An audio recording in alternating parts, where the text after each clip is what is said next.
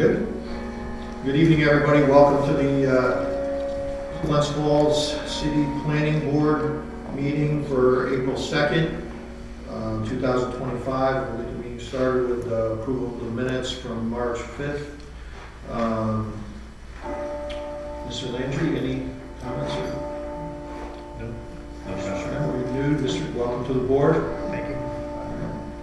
Mr. Bradford, no comments. No comments? No comments.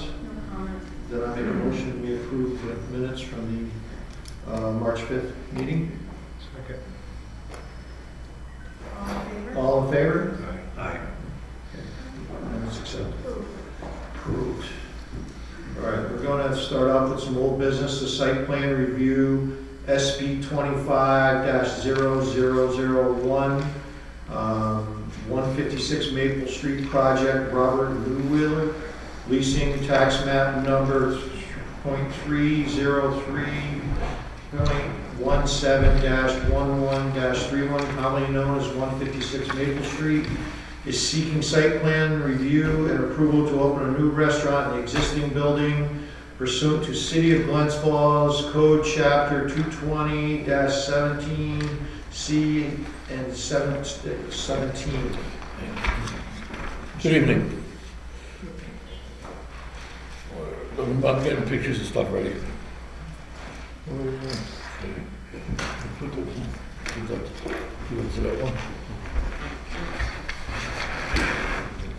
We're left with a list of things that needed to be taken care of.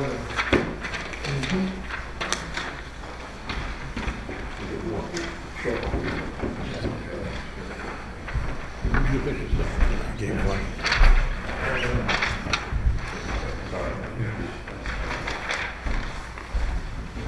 I don't know.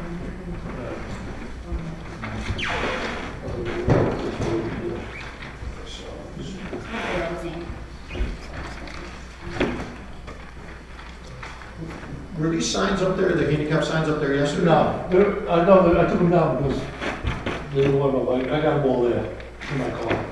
Put them back up after we opened. I didn't want to leave them there because someone might steal them.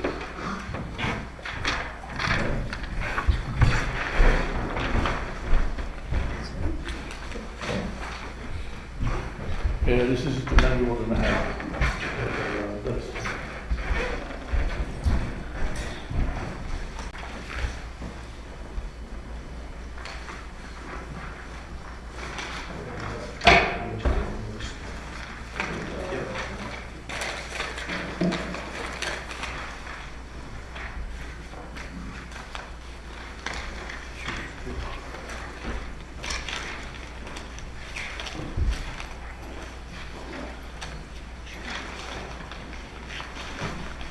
Water and Sewer has reviewed the lateral, the video provided by you, Yes, and it says it's very good. yes.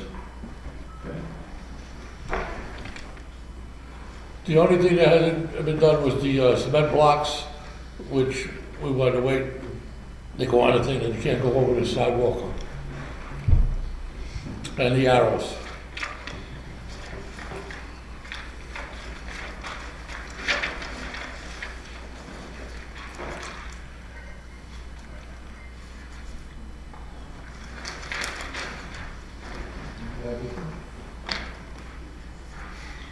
Well, the city engineer has said, I agree with the architect that site plan with applicable features noted on the checklist would be helpful for the review process.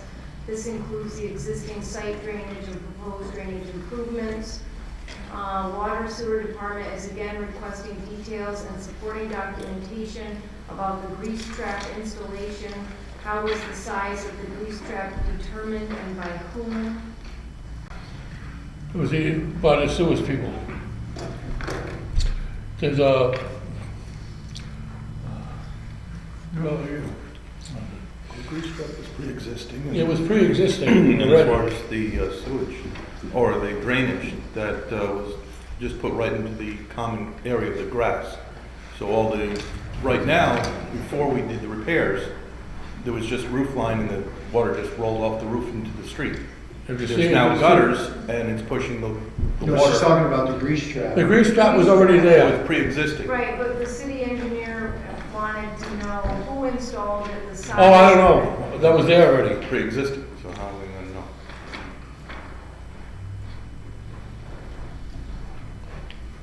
It says it's a 20 gallon, trap, 20 pounds. 20 pounds.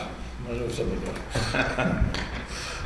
20 pounds, and it's, gotta be cleaned every 3 months, but I usually clean them every month, because the grease smell.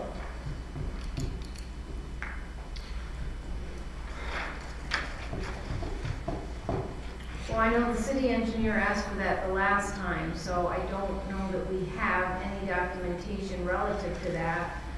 You were asked to describe the grease trap maintenance schedule by whom and where the contents will be disposed of. I think you told us last month it was a 20-pound trap and grease trap, and you would do it every month. Then, is this something that you provided? I don't know, what is This it? from you? No, they have And it says, they have the video of from the Roto-Rooter guy, that, you have a video of that, the paper. He has the thing that I had it done.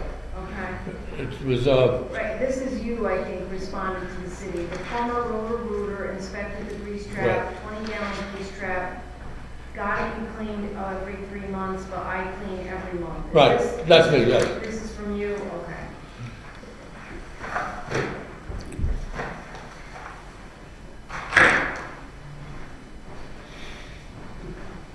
City Hall.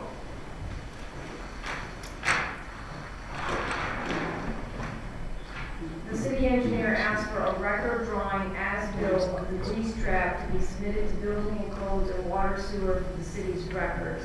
Devin, did we get the drawing We or get the picture. specs on the grease trap?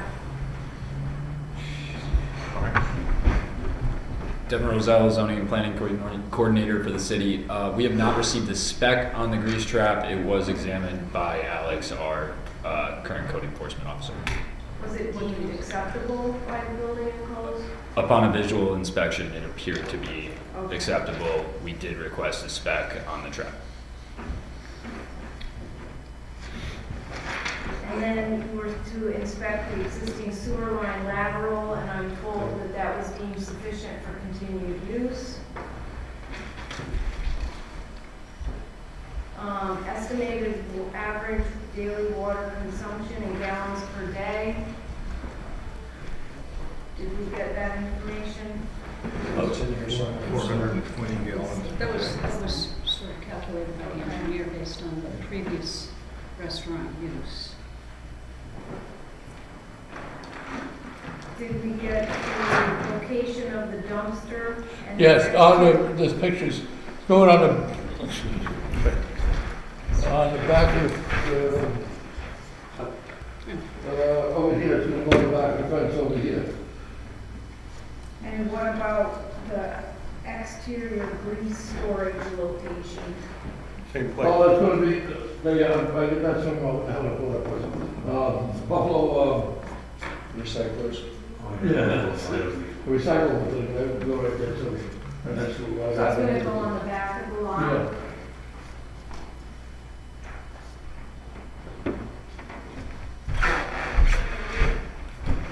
And then there was a question about the parking.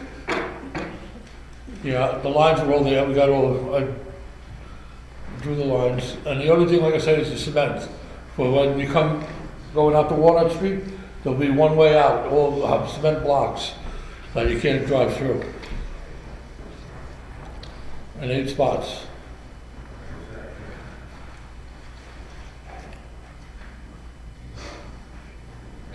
So an email was sent earlier today from the code office that said the applicant did not properly strike the ADA parking spots, nor did he get a permit before doing the work.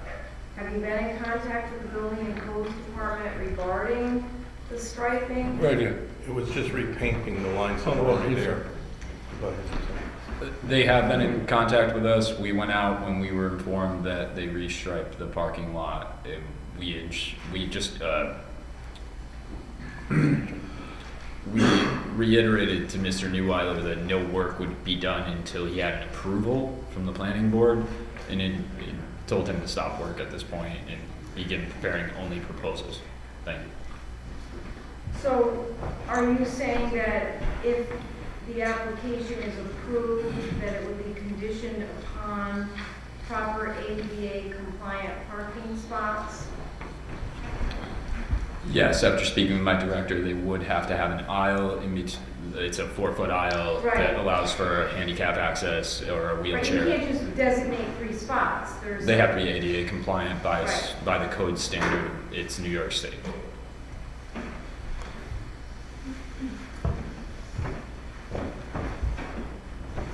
Would the applicant normally submit to the code office like a drawing of Yes. that, or where they would be? Karen, one of the requirements is a site development plan. Yes. Which everybody has details for it, but we don't have one. So I think there's information that we would want to see that should be on that. Yes. Including the parking where the dumpster is and in addition to that. I'm just a little curious. I realize that, if this was a brand-new empty lot, I get all the drawings. This is a pre-existing restaurant with a parking lot that was already drawn, and all we need to do is just refresh the lines. If the lines are not wide enough, that's fine, that easily could be fixed, that's paint. And the garbage can is gonna just be out on the side of the lot, away from any buildings, away from someone's window. It's just gonna be on the side. I don't know whether we need to have such a fancy drawing, or we need architects involved to just draw a line that says, yeah, it's gonna go there. Well, it's not just about going there. There's aisles that are required in between to be ADA. Well, that part's compliant. understood. They could have the whole side, so that's Okay. easy. We could repaint those lines. That's a quick fix. Right, but I think the city building and codes department is treating this as a brand new site plan because this building has been vacant for a number of years and not operating. Therefore, it's being treated as a brand new site plan review for the restaurant / bar because it's a change in use, Yeah. change in tenants, change in use. Well, the use is still the same. Matter of fact, by the lease, we're required to keep it the same as what it was. Perhaps the program, but, I think it's important to understand that if the planning board gives approval for, say, the parking lot, because that's what we're talking about, we would be giving approval on something that meets DOT requirements for parking lot spaces, ADA requirements, and so the drawing is a record of what you're proposing to do, and that's what we approve, or that's what we comment if it doesn't meet requirements. And so we haven't seen a piece of paper that shows a layout with the drive lanes. We haven't seen anything that, for example, shows us that the driveway, blocking Maple Street, but what does that look like? In other words, everybody who comes here and gives us a site plan proposal shows us a picture and says, this is what we're doing. And these are the dimensions that show that you meet code. And that's what the planning board evaluates. On the pictures, you can put it, if you It's notice not there a are, picture, that's what we're trying to there are tell cars. you. All right, so, It's not a picture. all right. It's an actual site plan, a map Good. of the, you got the map? Well, no, but regardless of that, okay, so fine. When we came here the first time, we said, we need lines, we need this, we need that. We went and we got all that taken care of. Actually, in the process of doing it, we were asked to stop doing certain things because they said, until you guys give approval, don't go and do this or that. So why we don't have cement barriers? Because we don't have approval yet to just drop it onto the spot. That's right. You would Okay. do the work first. You would submit your proposal, and the application All right. to the board includes a site development So plan. since this just is between the engineer thing, can we have it just tied to that so that way we can get that work done rather than waiting a whole month to come back just to show you a picture This is before what we can even normal, start? this is what a normal application looks like. It's a drawing that has Yeah. where the building is located, where the parking is, the designated parking. This is not yours. No, I'm that's- just saying, this is a sample of what gets We have submitted this, without. we have, the air site. The air, You got one? When she took the picture? The aerial, but that's not the drawing. It's a picture, not a drawing. Right. No, and so we have where the building is located, where all the parking spaces The are going to dumpsters, be, where the dumpster is, if you're getting additional curb cuts, the flow of traffic, all of those things are provided on a drawing to the planning board in order for us to make a educated decision. In other words, nobody expects you to do the work, See, this- so this don't make the is investment into the your- work until you have the approval.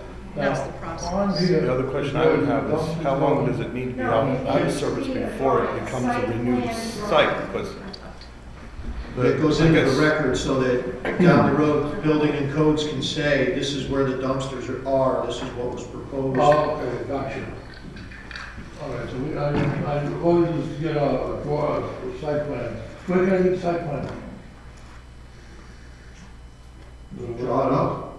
You have. Oh, okay, have some draw it up. There are specific directions about how it needs to be to scale, and it's got a north arrow, and we need to show the stuff that's gonna be on it. So the sizes of the parking spaces, for example, demonstrating that the ADA spaces are in compliance. The things that we specifically asked about, where we said the whole open drive on Maple Street. Maybe we'll You come said you're around, gonna yeah. change that, but we don't know what that looks like, and so the board needs to have a picture of what you're proposing before you spend any money to do any work, and then reevaluate that. But without the plan, which goes into the record, we don't know what it is we're being asked to approve. Okay, I'll get it, we'll draw When the it's plans. approved, then you're off to the races, and All you right. build what you drew. How formal a drawing? Do you need an architect to do that? Or? No, not necessarily, but it's gotta have dimensions on it, and it's gotta be real dimensions. If Like you've a got scale 100-foot drawing. tape and you get out there, but you also, do need to have the drive aisles, and I know it was an existing parking lot, but again, if they weren't the right clearances, we can't approve something that isn't correct. Okay, I got Because you. there's liability in it, right? Right, I got you, look, I understand. No problem, I'll take care of that, and I'll get it to Devin in the next couple of days. And there were some also additional questions that Karen brought sure. up regarding the engineering, Devin, I'll do race that. trap.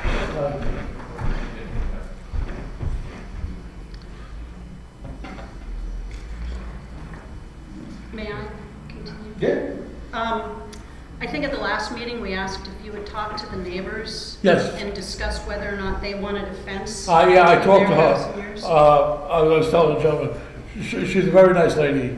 I even fed her already. And she said, I said, do you want a fence here? She said, not really. I said, if you want the fence when we're open, I will put a fence there. She said, that ain't gonna bother me because I'm on the second floor, the lights. I said, okay. Okay. If it comes to that, again, there are requirements in the code, which I think Devin at the planning office can help you when it comes to how high, how close to the road, all of that. So everything needs to, be according to what the zoning code says.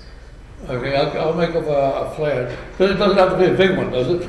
No. Maybe like a regular loose leaf paper? You can put it, I would say 11 by 17 is probably the That's a minimum for loose you to leaf get paper, the right? amount of information. That's regular loose leaf on it. size, right? It's a double. What Karen Yeah. showed. Oh, yeah. We have a ton in here. Yeah. Every plan that comes in. And I'll get that over to Devin. And I noticed you mentioned something about lighting on the back of the Yes, building. we've got to put new light bulbs in. We Okay. checked everything, yeah. Well, it says repair current lights. Are you not changing out the light fixtures? No, we don't have to, they're already, there's like 6 of them back there. Okay. You're just gonna repair. And they're gonna be downcast, so you're not polluting. Right. So I think what the board is saying, unfortunately, maybe we weren't as clear as we should have been last month, but we need more information on a drawing that show, and now you know, it's gotta Right. show where the ADA compliant parking spaces are, the curb. Right, all right. I don't have to draw 100, I'm just gonna draw 2 or 3 and Traffic, do the sizes. dumpster, the and you need the spec for the grease trap as well. What about? Do you have a survey, sir? A site survey by any chance?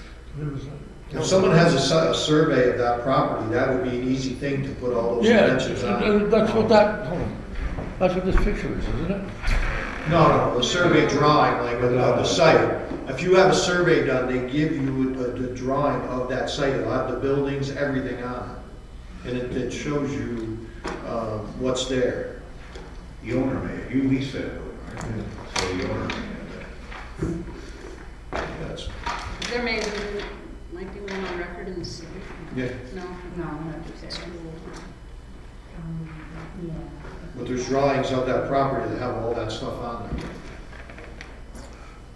there. I might be able to get one out of the, records, right?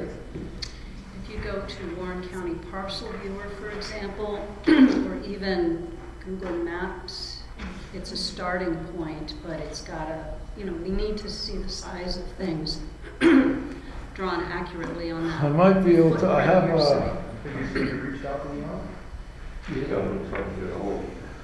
what I could do is, I have a map like something like this, but I could probably have them make you blow it out. I don't think It that can't be a photo. picture, It's gotta No, be- no, no, on the paper.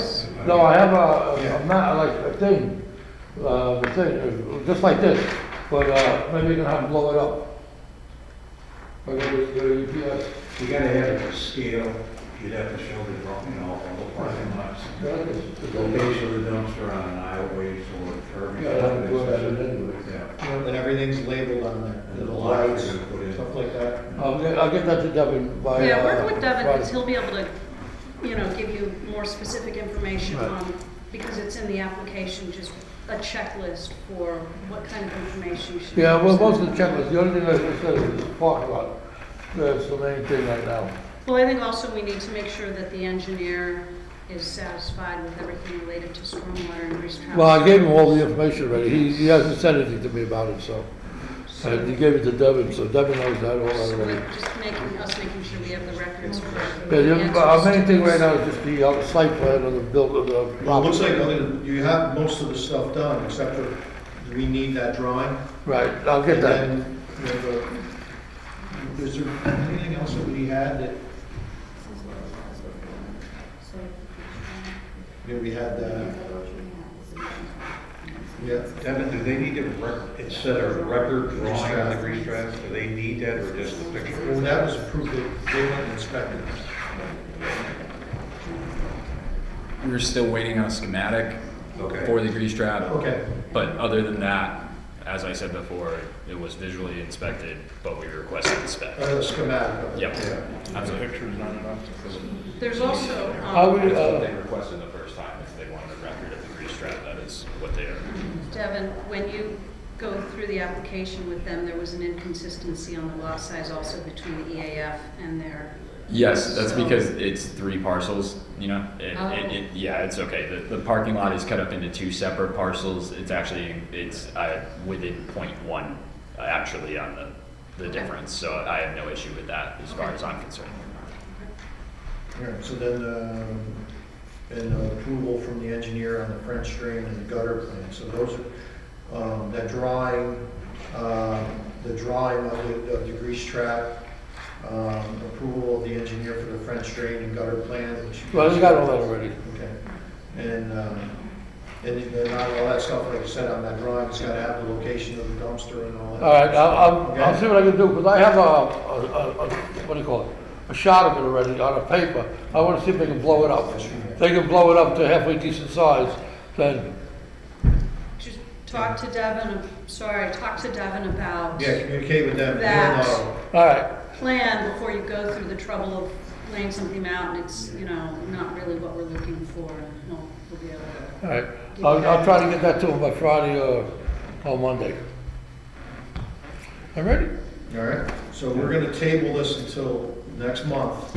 Well, we're back So, again. hold on, I would like to make a motion that the Glens Falls Planning Board, acting as board of site plan review, hereby table site plan approval for this project identified as 156 Maple Street, prior SP 25-001, located in, again, 156 Maple Street, as presented at the meeting on April 2nd, 2025. We're going to table that to the next meeting, which will be May 7th, 2025. Second, please. So just to make sure, the only thing we need is that site plan for the, what do you call it? And I'll have to find out if I can get a schematic for that, for the grease trap. I don't know where they bought it, you know? Well, you draw it up, whatever, make sure these, the building codes, they'll be able to help you with that, advise you. All right. All right?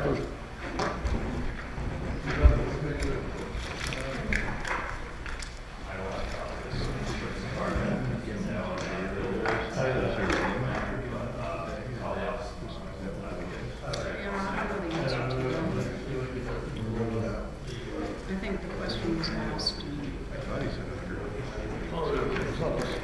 Yeah, but I don't. He did say, so whatever, 450 gallons is important. New business. Site plan review, SP 25-003, Stephanie Guzik, lender leasing tax map number 302-20-28-6, commonly known as 206 Glen Street, is seeking site plan review in order to open a family-friendly nail salon pursuant to City of Glens Falls zoning code chapter 220-19C18. This application will require site plan review and approval. Good evening, everyone. Thank you so much for hearing my proposal tonight. My name is Stephanie Guzik-Lendrum, and I am the owner and creator of Blush Mini Spa, a family-friendly nail salon experience proposed to be located at 206 Glen Street in the Colvin Building. My application includes 2 units within the Colvin Building that I've secured under a single lease. So I'll discuss both of those individually and also the overall concept that we'll be working with.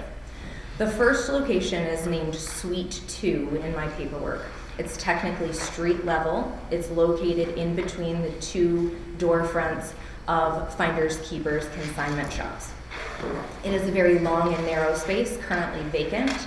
Its previous occupants included a retail location that was by appointment only, and before that, an all-state insurance office. The current space in its current state needed a refreshing of the paint and also had some worn out carpeting, so we're going to be refreshing both of those as per the building owner's approval to brighten it up and welcome people in.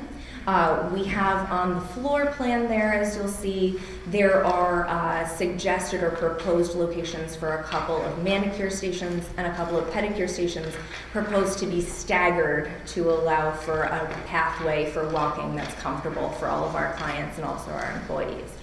At the entryway, we will have a small welcome desk and also a very small retail area as well, but those will be limited and minimized based on the floor plan that's available. The back portion of Suite 2, which is in the photos and also in the map provided, includes a bathroom space with a sink area as well. The remainder of that space is proposed to be used as a break room area for short breaks for my employees, and also as a very small storage space for tools that have already been sterilized as per New York State requirements. The second space, which is under the same lease, is named Suite 22. It's located upstairs, overlooking Glen Street. It's currently vacant. Former tenants included a nail specialty studio also, and before that, most notably a yoga studio, for anybody who knows Yoga Kayla. Beautiful space, and I'm really not doing anything to change that space, physically just freshening up the paint. Otherwise, the floor plan is going to remain completely open. Our proposal is to use furniture located around the perimeter of the room to provide a couple of manicure stations and pedicure stations, also a small welcome desk as downstairs. But the upstairs space I'm proposing to be used rather than reservations or walk-ins. That'll primarily be used as a birthday party / bridal shower, baby shower event space where we can also offer nail opportunities along with those party packages. Those parties would be proposed to be held only on weekends during daytime hours, so it wouldn't really compete so much with the dinner crowd coming downtown. I have spoken at length with many members of the Glens Falls community and surrounding towns, mothers and women especially, who are very excited at the opportunity to have this available. Many of them have commented how nice it'll be to have an opportunity to spend more time downtown in conjunction with a visit to the library or a visit to get coffee with friends, or even to go down to the hockey games. So I'm not envisioning this to be an independent impact on city traffic or city parking situation, rather sort of an add-on item that people will linger in town for reservations. As for birthday parties, we're going to encourage a single adult to stay, but other adults are welcome to explore the town while they're there. And with that, I welcome any questions you might have. Sure. We're going to open it to the public. Does anyone from the community have anything they'd like to comment on this application?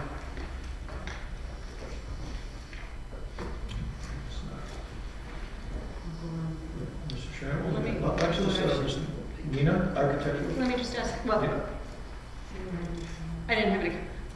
I don't have any comments. I think it's going to be great. Thank you. Thank you. I do too. Thank you. Mr. Sherman? Question, the space upstairs, what would be the number of people you're looking at occupying that space during? Sure. So I'm looking to have set a max. Okay, so we're going to offer party packages at 10 individuals, additional 2 available. And then we can allow adults to come in as well, 1 per child. So in that case, we're looking at like probably in the range of 20 to 25 individuals plus 2 nail specialists and 1 manager. So under 30 individuals in that space. Thank you. Sure. Sir, thank you. That second floor, is stairs or an elevator to get up there? Both, actually. So there is a stairway available. It's a single straight flight of stairs, but we've also requested from the building owner that my managers and myself get authorized and trained to use the elevator in case somebody is going to need that. That's also something that we're going to be asking for reservations online and also for party packages, that if somebody needs to have access to the elevator, that we are prepared and we have somebody available to operate it for them. So there won't be an independently operated machine that the customers will be using. It'll be done by a trained individual. It is a very old elevator, but it's also very cool. Okay. Yeah. That there used to be a guy that actually ran that for you. Yes, there was. In fact, I'm a client of one of the women who works upstairs there, and my first visit there involved an elevator operator who startled me when I came into the building. Do you feel as far as like parking for clients and everything, you've got that parking lot out back?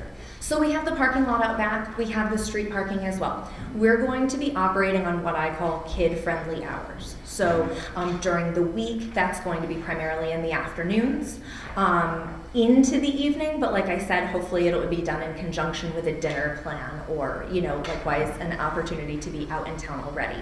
The parking lot behind the building, I suspect, is going to be sufficient as well, but I do plan to provide very clear indications on our website and our social media to let people know to arrive early for the purpose of parking.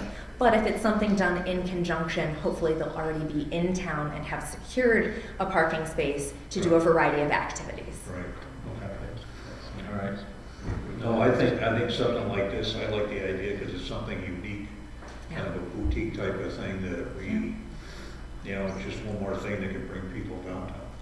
Yeah, I suspect that it'll be a good draw for tourists, first of all, because a lot of people coming from the city are expecting something like this available, and it's not available in our region. The reason I'm creating it is, as you can see, I have one and an additional who love to get their nails done, but I haven't found the best location for that, nor have I found it to be safe or sanitary to my liking. So I'm going to be taking on those responsibilities. I have a background in science, so our sanitization standards are going to be through the roof. So I think the tourists are going to appreciate it. Also, though, I know of a lot of families around here who are looking forward to this. The most similar opportunity is actually located in Massachusetts. And the only other thing that's similar to, there's a lot in Florida. There's plenty of these in Florida. But Massachusetts has the most local one. The other one that is sort of more of a kid-friendly place is actually more of a dress-up place located in Albany that offers nail painting and hair and, styling. But it's a birthday party location. Ours is going to be more of a self-care introduction with the opportunity of having birthday parties. So hopefully it'll be a good draw for the community. You gonna have the need for any signage? So I have put in a request for a sticker to be put on the window. That's where I'm starting. I submitted that application a few days ago, but it was during the move from the Continental building, Yeah. so the building and codes was a little awry. As for additional signage, there is the structural hanger for physical sign to be located outside. I'm not looking to jump into that immediately. I'm thinking that's something down the road. We have some things to get into beforehand. I just like to get my foot in the door and get things operating before we hang up that sign. Okay. So, but I'll be sure to go back to planning and codes to get that. No, I think it sounds great. Thank you. No more questions? The code requirement for manicure stations requires exterior venting, correct, for each station? Yes. I was wondering how that's going to, after looking at these pictures in that building, Mm-hmm. that's, for you to do this, that's something you're going to have to comply with the health department. But about getting that out of the building. Yes. Having something on Glen Street or. Mm-hmm. There's currently an air conditioner port located above the door, Okay. and so that's what I'm looking into. Is also back to the building? Yes. Yeah. I don't really have a lot of comments. It's another business downtown. Looks like it fit.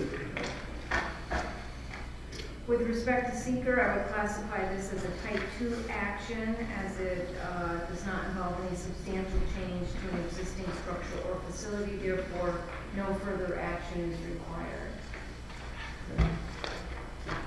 So, in regards to that,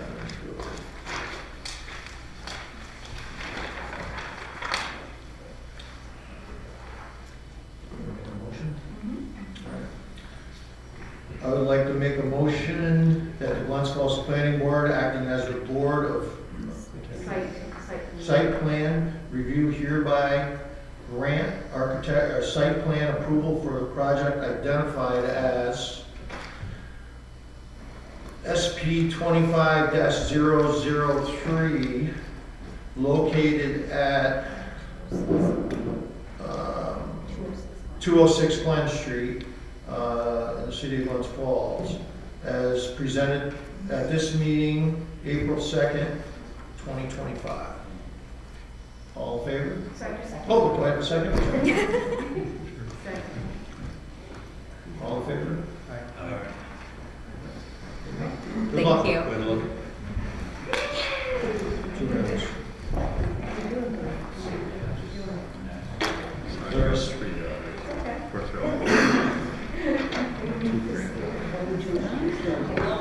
Yeah.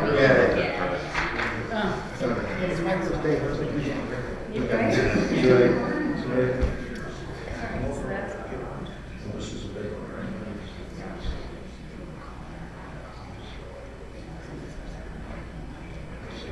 So we're gonna do both at the same time? Yes. So, the next one's gonna be site plan and architectural review at the same time. SB 25-004, Luigi A. Alesci, You got it, yeah. representing the owner of tax map 303-17-4-3.11, commonly known as 76 Lawrence Street, is seeking site plan review to convert the existing vacant commercial building into multifamily housing apartment units consisting of a mix of efficiencies, 1-bedroom, 2-bedroom units, pursuant to Glens Falls zoning code chapter 2020-20C and 19. This application will require site plan review and approval. Want to read architectural review as well? You want to read that up too? Yeah. So architectural review, AR 001, Luigi Alesci, representing the owner of tax map number 303.17-4-3.11, commonly known as 76 Lawrence Street, is seeking site plan review to convert the existing vacant commercial building into multifamily housing units consisting of a mix of efficiencies, 1-bedroom and 2-bedroom units pursuant to Glens Falls Zoning Code, Chapter 220-20D. This will require architectural review and approval. Welcome. Thank you. Good evening, Luigi Palesci with ABD Engineers and Surveyors, here representing the owner, Morris Friedman. He's with Cooper Properties, New York, LP. Also with me tonight is the architect, Dan Sanders. We're here for site plan review and architectural review, as you mentioned, for 76 Lawrence Street. It's the old Post-Star building. We're looking to convert that to apartments, 33 units in total, with a mix of efficiencies, 1s and 2 bedrooms. The existing building out there is a single story, and the proposal is to put a second story on there with additional apartment units. We did a site survey, and we show all our parking spaces. We've restriped a lot of the existing pavement areas in order to accommodate the proposed parking spaces. The code requires, I believe, 50 spaces for what we're proposing here, and we're providing 69 spaces where we have 44 on site and 25 overflow because there's another parking lot on the other side of Cooper Street. It's in the light industrial zone, and with this proposed layout, we are adding additional 9 parking spaces, so we are adding a small amount of impervious surfaces, and the reason for putting in 9 more parking spaces is really to get it closer to the main building where these tenants would be, residents would be. But overall, if you look at the site statistics, we're at 48.9% green space, so we have a lot of green space. Everything on site and the look of the building will look very similar to what you see there today. As far as the sidewalks and the small retaining walls, there are, as I mentioned, some modifications to the building, and Danny can get into that a little bit later. We did show the handicap parking spaces for this proposal. 3 ADA parking spaces would be required, and we are providing them and spacing them out accordingly.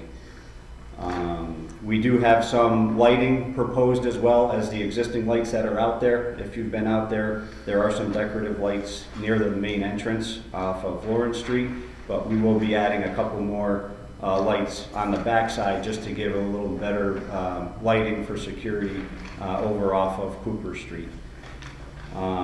There is several landscaping features on the site, and we're proposing to keep them as well. And then as far as signage goes, if you recall where the signage sits on the existing Post-Star building today, that's where we're thinking of putting the signage, for the name of this apartment complex.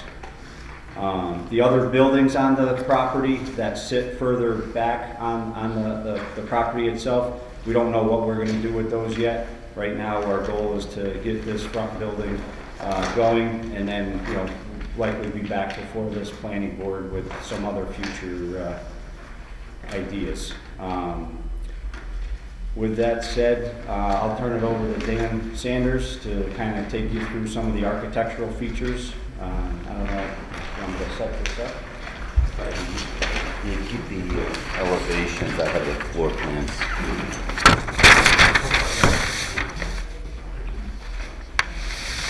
Leave them here to discuss the elevations as well. I can hold it. Good evening, Danny Sanders, Harris Sanders Architects.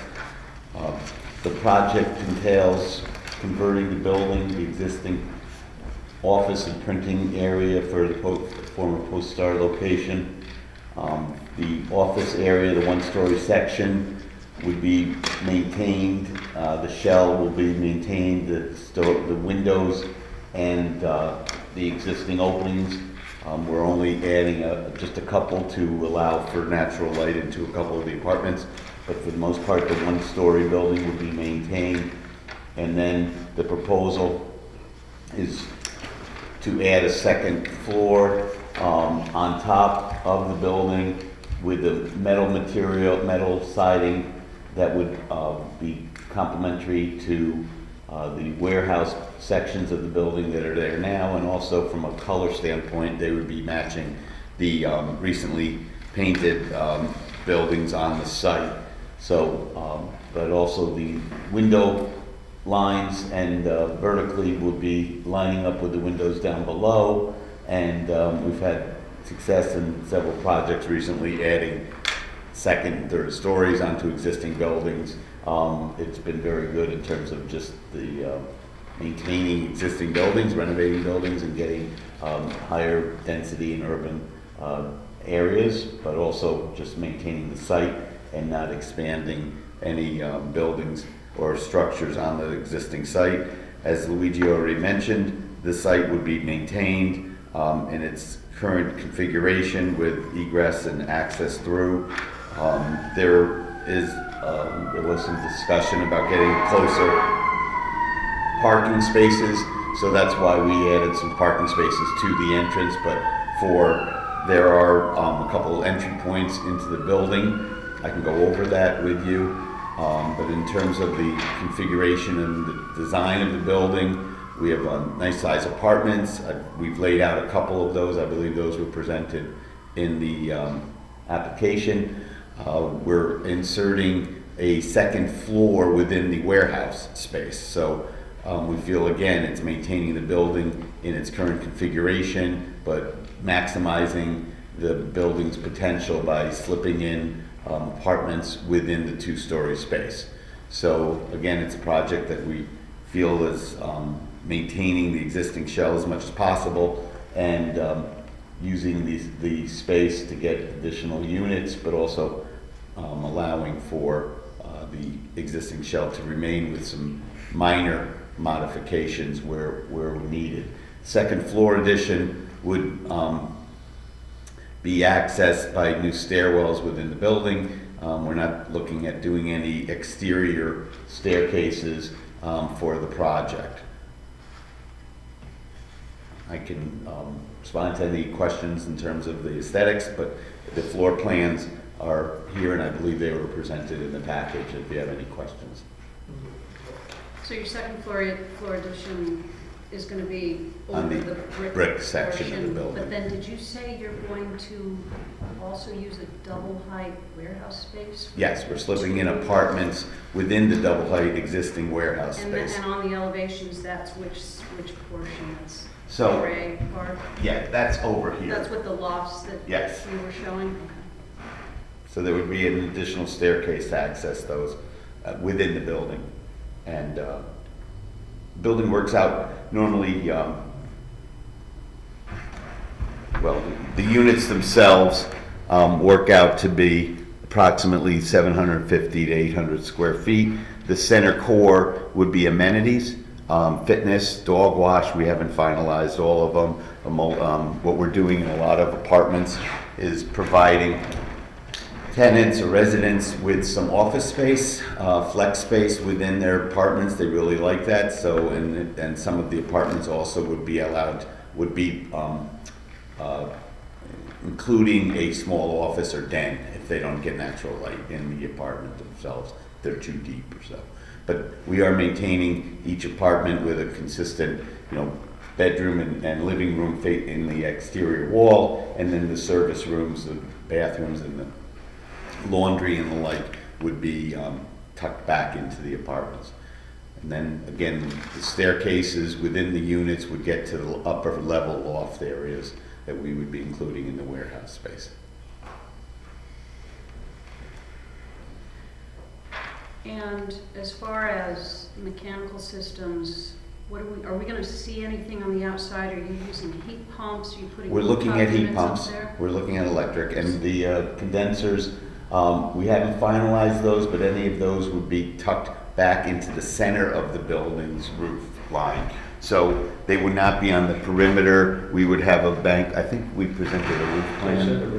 Yeah. So we feel we were sensitive to the perimeter view, and tucking the condensers back in, but each unit would have a condenser. We found that some projects recently where they share condensers are not really as efficient, so each apartment should have its own. But you're not proposing hanging any units on the No, exteriors? no, not at all. The brick is in really nice condition, the arch windows we're maintaining, and we're just excited about being able to reuse this building. Sometimes it's difficult to find a use for some of the older buildings.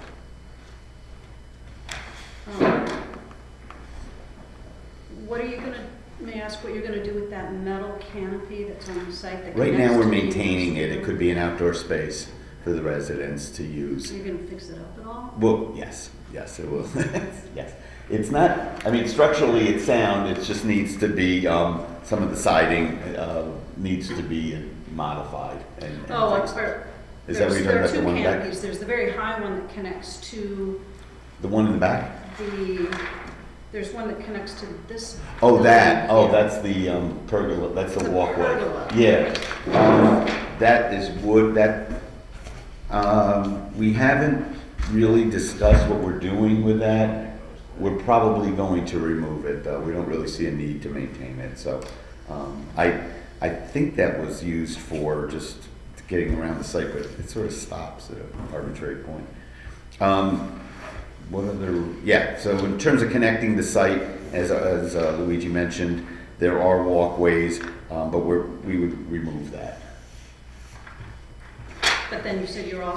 But the outdoor space in the back has a canopy that would be maintained. That's the canopy I thought you were talking about. Yes, The right. attached. Also, yeah, you're gonna fix that up because Correct. isn't that where That was a tenant delivery. entrances will be? Yes.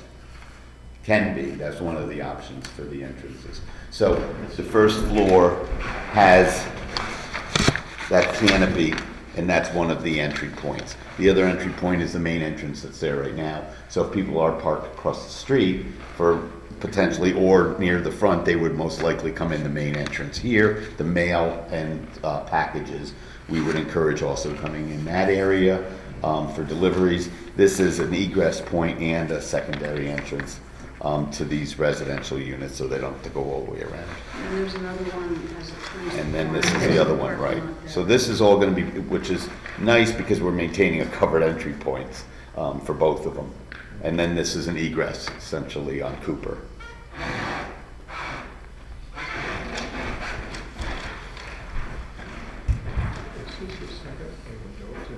That's a loft window, right? Yes, that's a loft window. The floor plan, you're overlooking that, you're having a balcony overlooking a two-story space with a window up there. So And this is where the second story is added with the brick part. we have the floor plans if you'd like to look at that, the configuration of that loft. But this is, so when you come up, that staircase, that's a bedroom, and that would have borrowed light when we get into the detail, overlooking the living room down below. Okay. So that's a typical maximizing that level, and then slipping in the floor in the production area, right? That would be over here.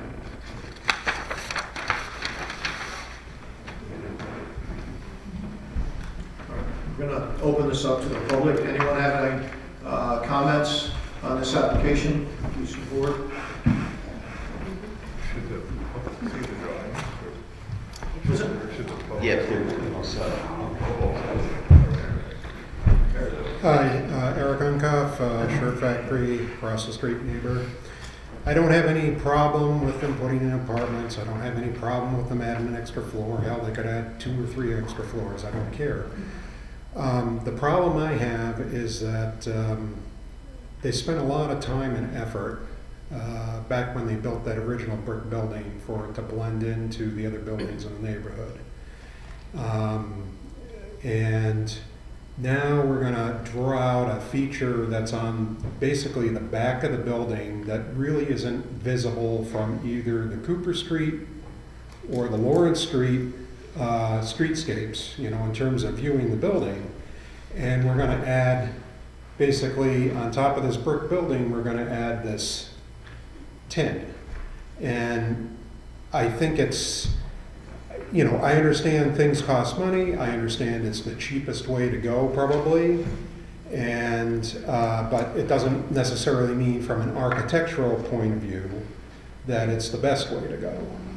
And, you know, there are methods of, you know, drive it or stucco that can be made to look like brick, in which case that it would blend in not only with the existing first floor of that brick building, but the other buildings in the neighborhood in a much better way. I think adding that the steel siding on the second floor, where you've got the print shop had one style masonry, and then you've got the brick, and now you're gonna add a third style on top of it. That view from Cooper Street is gonna look super disjointed. You're gonna come across the building, you're gonna be like, what the, were they thinking when they did this?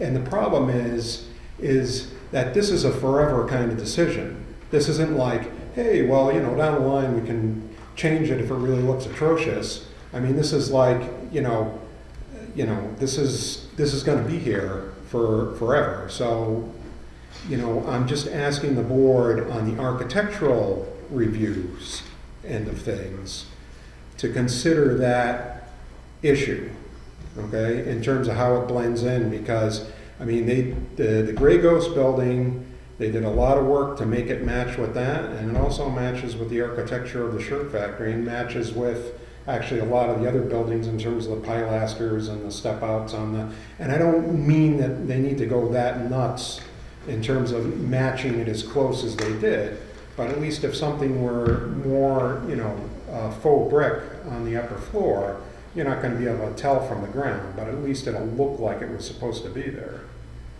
And that's it. All right? Thank you. Anybody else from the community?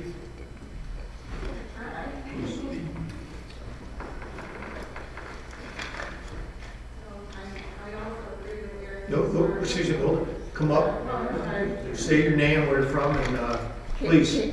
Karen Morphus, my brother's Jack, just so that's identified. So I just have three concerns. One, I have a home on Leonard Street, which is, you know, within sight of this apartment building. I kind of was interested in keeping it more of a family type, which I'm not quite sure what the size of the apartments are exactly, or what, if you're only going to have room for one individual in each apartment.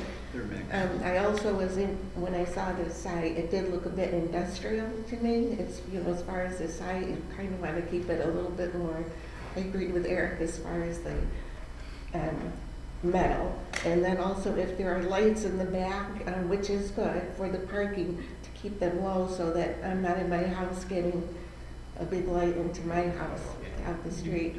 So those are my three concerns. Thank you. Thank you. Anyone else? Okay. Jack, do you have comments on this? Yeah, relatively new. I wonder if there's siding that looks like brick. You know, not cheap stuff, but is there siding that might look like brick, a material that would... Yeah, there are other materials that we can look at. I'm not, we're not married to this material. We will review it. The problem with trying to match brick is it's not going to match. To come up with a different color brick is going to look proportionally, since we're splitting the building sort of in half. That was the other issue that came up.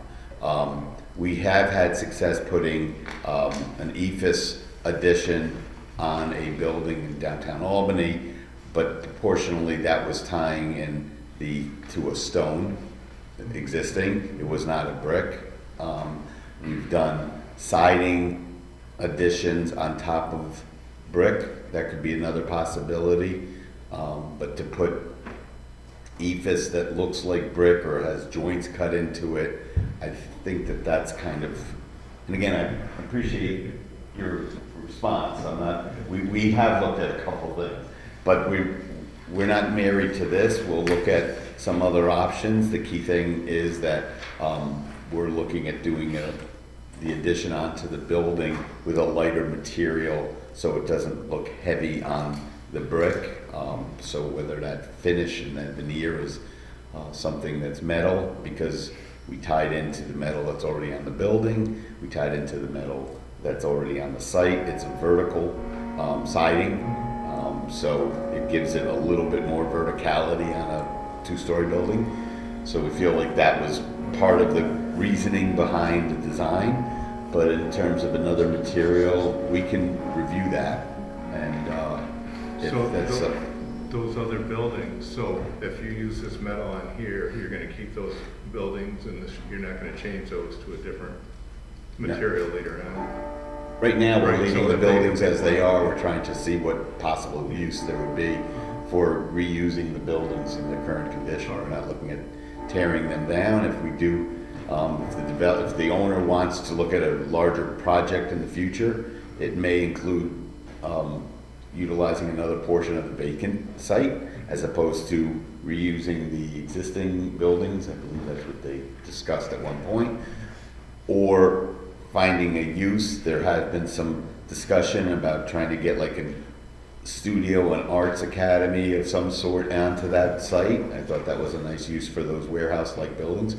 That hasn't progressed that far. They want to sort of develop it a little bit in pieces as opposed to coming to you with a, master plan of the whole site. No, the only reason I'm asking is that if you put this siding on now, if you change those buildings later on, Right. maybe disconnect, that's the only. But I appreciate the comments, and again, this is not our final plan in terms of the elevations. If there's comments, we'll look at them, we can come back and present something. What we really wanted to do tonight is just bring up the site plan and expect to have some comments on I mean, it the looks like you've architectural. got plenty of parking. And I suppose modern lighting kind of aims down. It would be anyways, cut right? off, All yeah. down type Yeah, lighting, that- we can keep it to a certain Yeah. height too. All right. Hey, one other thing is, when you, and I had to ask this question because I'm new on the board, is that when you add a second floor to a building, does that change zoning requirements? In other words, is a one-story setbacks and all that stuff different than a two-story building? They're on the map, he's got it in the legend. Permitted, two-story. So do they change? I guess that's my point. Yeah.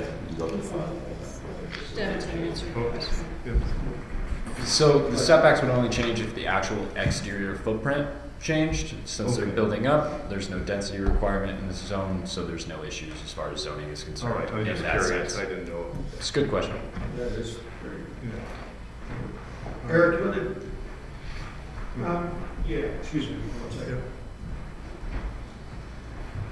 I know we closed out, but Yeah. some good comments. So I just wanted to say, I mean, I don't know who does it around here, but I know, I've seen, guys do stucco and color it like the brick, and they zip right through and can get it matched pretty quick, and there's also that drive-in system. I don't know if you're That's what we familiar did with that. downtown, only was Okay. And then the other thing I wanted to mention was there's a building here in Glens Falls, Clark Brothers Mill, that they added 3 floors on. And they didn't bring the brick up, across the whole face, but they brought the brick up in sections and then did it looks like it's probably like a stucco finish in between. So at least it doesn't look like so disjointed, like it looks like it was meant to be that way. And, they match the brick pretty dang close. I don't know what they used. I don't know whether they used veneer brick or whether they stuccoed it or drive it or what they used. But, it came out a lot better. This is, I understand what you're thinking. It's like, oh, we got the steel siding on the back, we'll just kind of match that. I just think it's like that, these 2 bottom views here, it's just gonna look super disjointed. I mean, that's my opinion. I mean, it's gonna look like, who came up with this contraption? And again, I got no problem with apartments, I got no problem with, anything else you're doing. And it's like, hell, put 3 floors on it, I don't care. But I think you just gotta do a better job architecturally, visually, kind of making that flow together. Because we're stuck with it. Once it's done, we're stuck with it. Sure. You know? Yeah. That's interesting. Thank you. Nina, what was we just approved for Pat, those bricks for his first floor? That was a really nice product. And it looks It like was bricks. a brick veneer panel product. Matching brick is difficult, Yeah, and you can look. yeah. Well, Just matching brick and suggested matching thought. mortar. Yeah, It Matching goes brick, both. matching mortar. Unfortunately, we were stuck with a project where the mason wasn't sensitive to the mortar. So the brick looked good, and all of a sudden you look at it, it's like, wow, the mortar just doesn't work, and it's too late. So now we're thinking about how we're gonna, the mason can color the mortar. So these things, you know, you don't know. You Right. try to control it where you can. The brick is a tough match. We've done different types of additions. We just did one over in Troy where we were able, but it was a 4-story, 5-story building. So it makes it's all about, you know, the proportion too, and trying to match materials. But we will look at other materials, and again, try to make it a thinner veneer. We did Cooper Street Apartments years ago for Warren, Washington, and that was thin brick. But the state of New York doesn't allow that anymore. So we don't do those projects with thin brick. But we have used thin brick successfully as well, so. Yeah, sure. To continue that, I agree that it's hard to match brick, especially if you're coming in with a panelized product. It could be that matching color, the color of the different material to the color of the brick would give it a little bit more cohesiveness. And even in metal, would that be something you would be interested in looking at if we were able to do that? Or slightly lighter You color? were the designer. Okay. But I mean, that was actually, one of the to options we were Eric's looking point, at. actually, which is interesting, you know, you've got some existing articulation on that brick facade right there. And Yeah. so perhaps that can lend itself to something that Vertical. continues up and then is able to tie it together. So if you can't match the brick, which I don't think you're going to be able to do necessarily, maybe it's complementary materials with colors that complement what's there. And I agree that matching more to the brick than to the industrial metal siding on the back might make more sense architecturally or We also visually. would probably hold it back about 8 inches to a foot from the edge anyway with any second floor addition. So that was my question, because it looked to me on those renderings that it was, that metal was in the same plane as the No, we brick, would and then hold it you back. had right, so that'll really change the look of it as things are stepped back. And that's what we did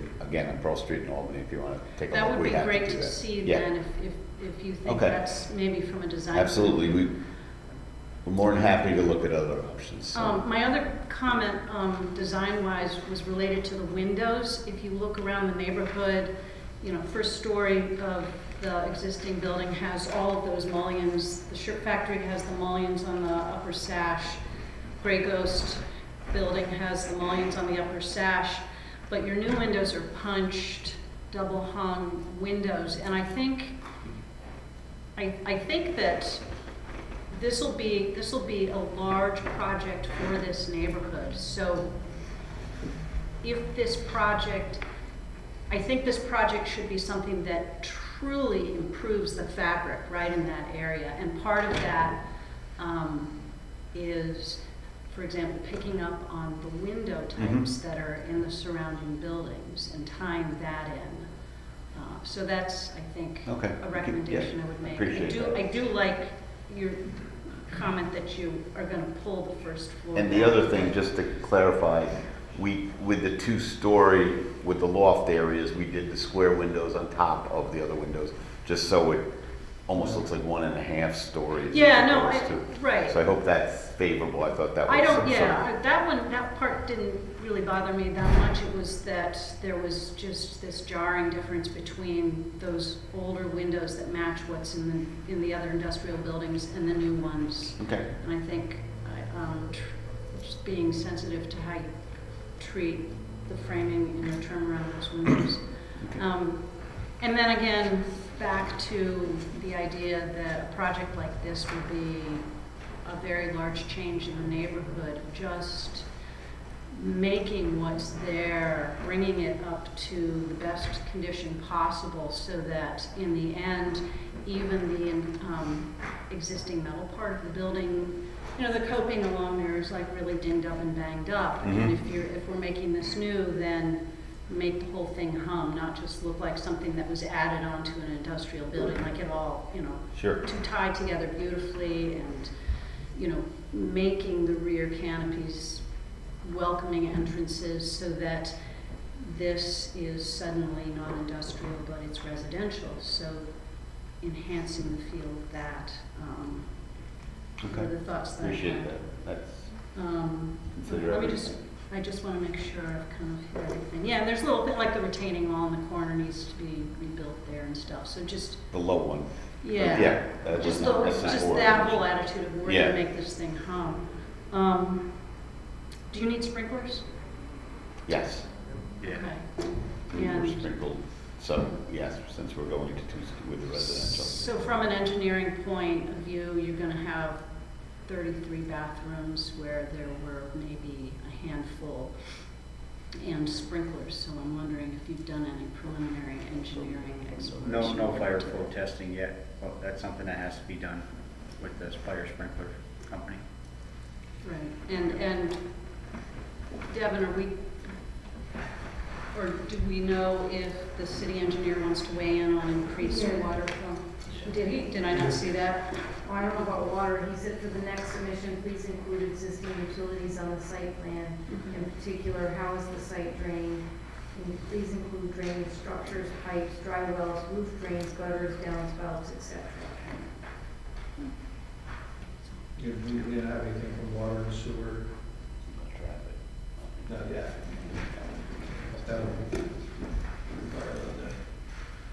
But if you have samples, that would help everybody. Sure. Yeah. Please. Jane? I think it's a good project. Yeah. So, Andrew? Couple of these I think are kind of redundant, but Nina had brought up about the style of the windows in the block section. The fact that you've got those half windows over the top windows, at least they go together. Again, in that back section, you've got just modern double hungs over the arch windows below. And, you know, to me, a lot of times, and again, I'm not downplaying it, but metal to me usually kind of signifies either industrial or temporary. And, you know, in that back section where the second floor is going, you've got two different materials, you got two different style windows. To me, it just kind of adds the look of something that you're just throwing on there. You know, it's two different aesthetics. So, you know, I think that's something that ought to be addressed. You mentioned about the roof condensers, they're probably going to be individual splits as opposed to a common condenser. Correct. All right. Again, that kind of echoed the metal planning on the second floor. With the addition of that metal right now on the west elevation, you've got brick, block, and metal. You got three different veneers going on the outside, and again, it just, you know, especially on that west veneer, it just, to me, it looks hodgepodge. You know, and even something, it kind of gets into the next question. You said the second floor is going to have a setback, so I was going to ask if it was like a mezzanine type thing inside the warehouse. It's going to be a separate build-up on top of the existing, that second floor you're going to add? We're slipping in a floor in the two-story space Okay. All as right. a flat. Okay. The other area, we're doing the loft. The loft, okay. All right. The interior stairs in the apartments are part of the loft. Right. And like Nina mentioned, I think if there is going to be a setback on that, it's just, you know, the metal really downplays the vertical lines. And the brick and the block, to me, kind of represent more of a horizontal look where the metal looks vertical. So, you know, you would mention maybe looking into a different material. We will. All right. You know, because like I say, this, is there an elevator in the building? No. Does there need to be with the apartments? Two-story you do not need as long as the first floor is all ADA. You said something about the pergola is gonna be removed, probably? Yes, we'll confirm that with the owner. Okay. And I guess the final thing I had was just as far as water, sewer, sprinkler, drainage.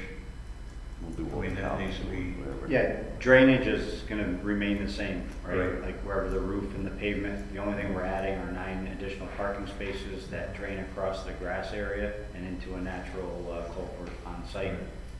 So drainage, I don't think is an issue. We can certainly show that. We do have, when we surveyed, located all the catch basins, but we didn't, look in the catch basins to see where the pipes actually go because we feel that what we're proposing isn't gonna change the drainage at all. right. As far as the site drainage, what about like sewer capacity? I don't know whether Yeah, that's. so sewer capacity, this was a former Polestar, so there was a Right. lot of employees there. Right. There's an existing sewer lateral to the main, and, we'll have to TV camera that and make sure that it's adequate. If not, it's gotta be updated. Right. The same thing with the water. This building does have a water service. We just gotta verify the size and the type, and if it needs to be upgraded as well, we'll certainly upgrade it for the fire sprinkler system. I guess just one more quick one, those white poles that are shown, it looks like on the exterior, is that the lighting poles? They're real thin white, they're shown. Those are the columns of the canopy. Oh, right. Oh, on the I'm north not sure what elevation? they're shown as what. Yeah. Okay, that's what I can, Yeah. You have light poles or something? No, those are the columns of the canopy. They were just distinguished from the back. Yeah, these are, They would be They're white. not Will it be parking lot lighting? yeah, so we proposed a couple of lights where we're proposing the new 9 additional parking spaces. So we had a Okay. couple of lights here that would help light up this entryway. Right. And then there's existing lighting in this area here that will remain. And the lighting up in here is, it's got a nicer decorative head on it. These would just be LED down type style. Right. Right. Okay.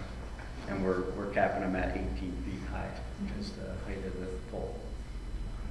And down type LED style, so. Okay. I think that's all I have.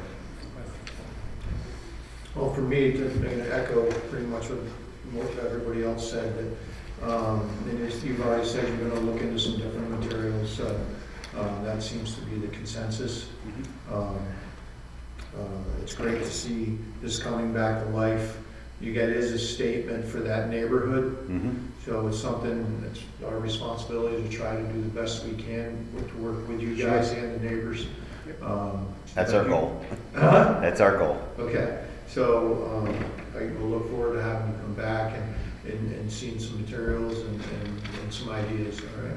Yeah, Thank you. sounds good, thank you. I would say this was referred to the Warren County Planning Department, and the Planning Department has said the Warren County Planning Department finds that the proposed action has no significant intercommunity or countywide impacts.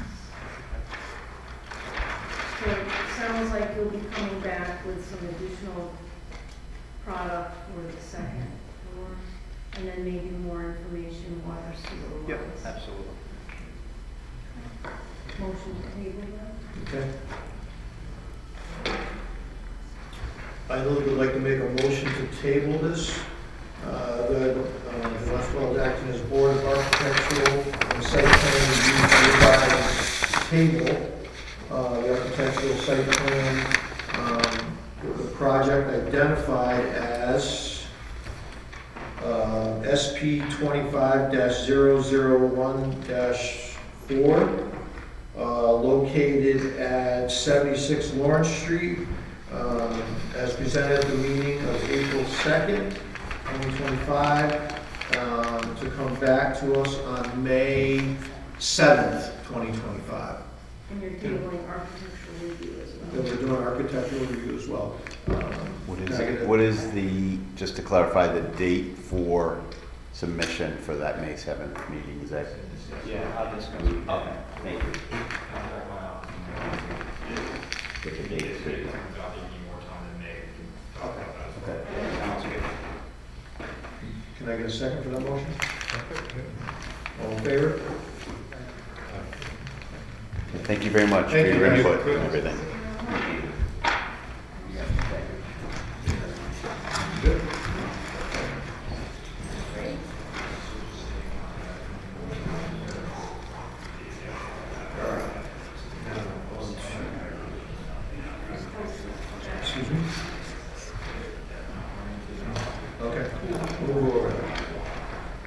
encroachment permit.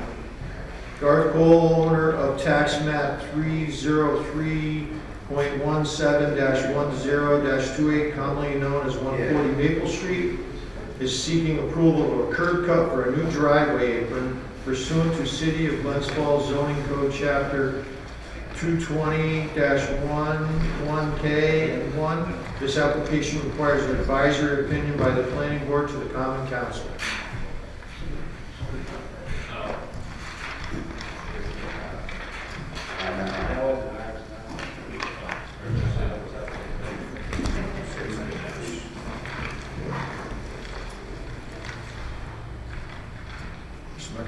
Good evening. Excuse me? Could you give us your name and Yes, William Montgomery. okay. And your representatives? Garth Cole. Excuse me? Garth Cole. Okay. And he's the owner of 140 Maple Street. All right. And he is seeking to put in a driveway on his property. He's currently the only resident in that 2 or 3 block area that does not have a driveway. It is set forth in the application that I put in. Every lot, probably for 3 or 4 blocks, if not further, is 50 or 60 feet. And each driveway runs parallel and adjacent to the property line of the neighbor. And he does not have a driveway. He's going to locate his driveway off the property line, and it requires the removal of 1 tree.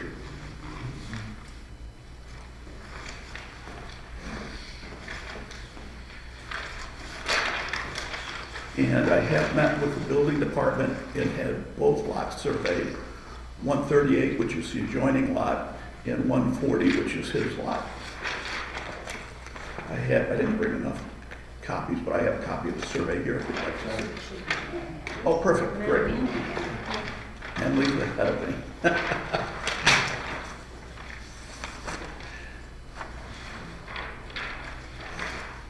Okay. You understood? Would anyone from the community like to speak on this issue? I guess not. Sir Landry? You're saying that the driveway would be off the property line? Yes, shown on the survey map, it looks like it's probably about 10 feet off the survey line. And then I guess one other question too, and it's just for my personal thing. I mean, I'm assuming that's a city tree, so. It is a city tree. So the city would have to take that down? No, I'm going to take it down. Okay. They would need permission from the tree commission to remove the tree. Okay. So this is the one over here. And like you say, this is the only house in that whole area, that whole stretch that doesn't have a driveway, so. It's the only one I could find. Yeah, to me it makes sense. I have no more questions. Mr. Sherrill? No questions? Is your neighbor okay with that? Excuse me? Is the neighbor okay with that on the other side? Have you spoken to the neighbor? I have not, it's an apartment house with 2 or 3 units in it. All right, okay. So It's right on the corner of Cherry and Maple, and Yeah, it's so sort of the in a fairly owner probably run doesn't down. live there. What's that? Owner probably doesn't live there?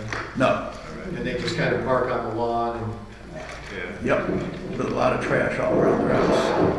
All right, got it. So where does the resident park now? They park, if you look at the map, They're sort of they park straddling the property on line the right neighboring there, 'cause property, that's an empty which is lot. owned by his mother.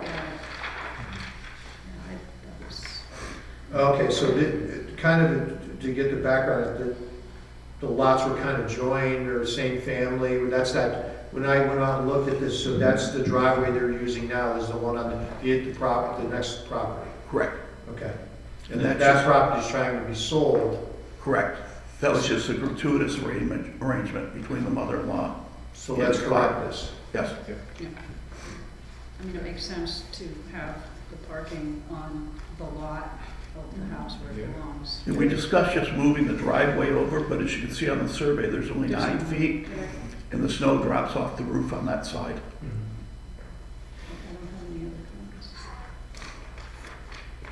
Yeah, but I was looking at the pictures that, yeah, that goes up halfway through that driveway. So that's. Yes. Right, and that, so the existing driveway that they're kind of using right now, that's gonna go away. Correct. Will that be totally taken out or? Completely taken out. Okay.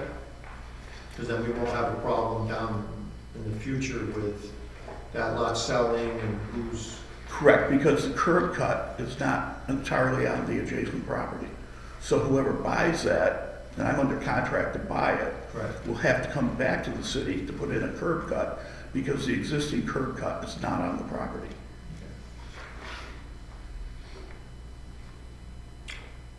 No one has any comments, but we don't have any issues. No one else really has an issue. This is not creating a hardship, it's not creating any issues. No. It's making our city a little better.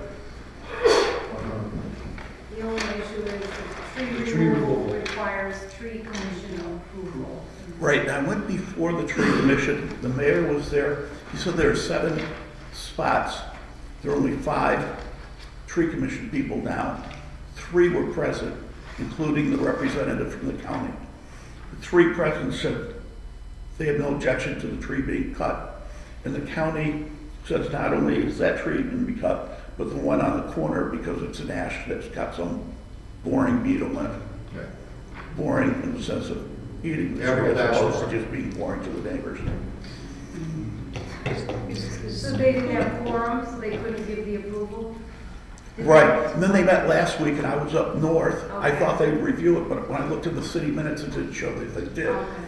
Yeah, I had sent it to them. Unfortunately, I was out the week, but I had sent it to them for them to review, and because I wasn't there, they did not review it. So, but we'll get it squared away. Right. Yeah. So as far as the tree commission goes, and then this will have to go in approval, in front of the common council, and they'll have the final approval because it's Okay. city property. So we're just making a. You're making Correct, you're your favorably, advisory advisory opinion opinion. to be common Correct. council. Yep. Then there needs to get the approval from the tree commission to remove the tree, and then when all that's done, it will go on the common council agenda for approval of the encroachment permit. So how do I? There's an advisory motion. And Advisory also- motion. yeah, Also with respect, there's no seeker required on this. So you're making an advisory opinion. And do I need to mention the tree in there? Sure, you can condition on permission from the tree commission to remove the tree. So, Chairman of the Planning Board, I'd like to make a motion, advisory motion.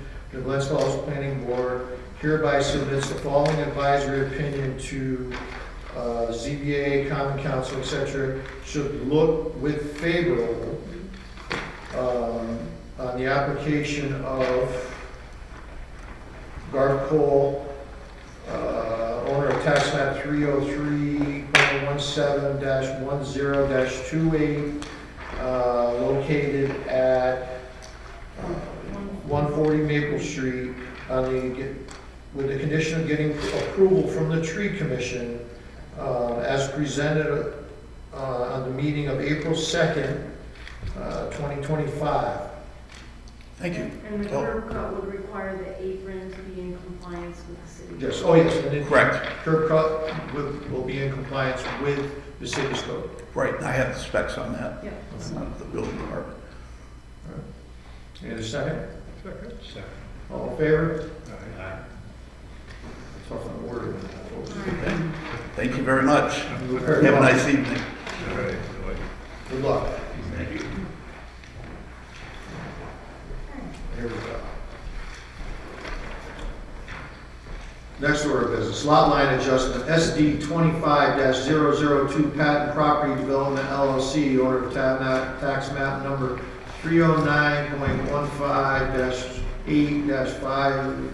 309.15-8-50.2, commonly known as 48 Hadlin Avenue, parcel A. Sure.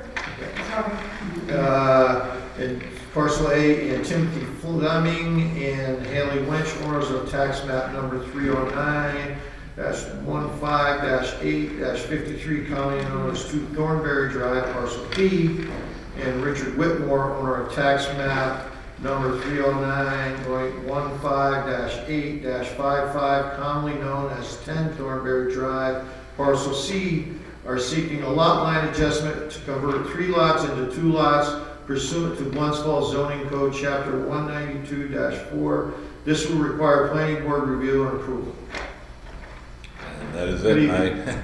My name is Colin Fuller. I'm with Rosinski Hall Architecture, representing Patton Property.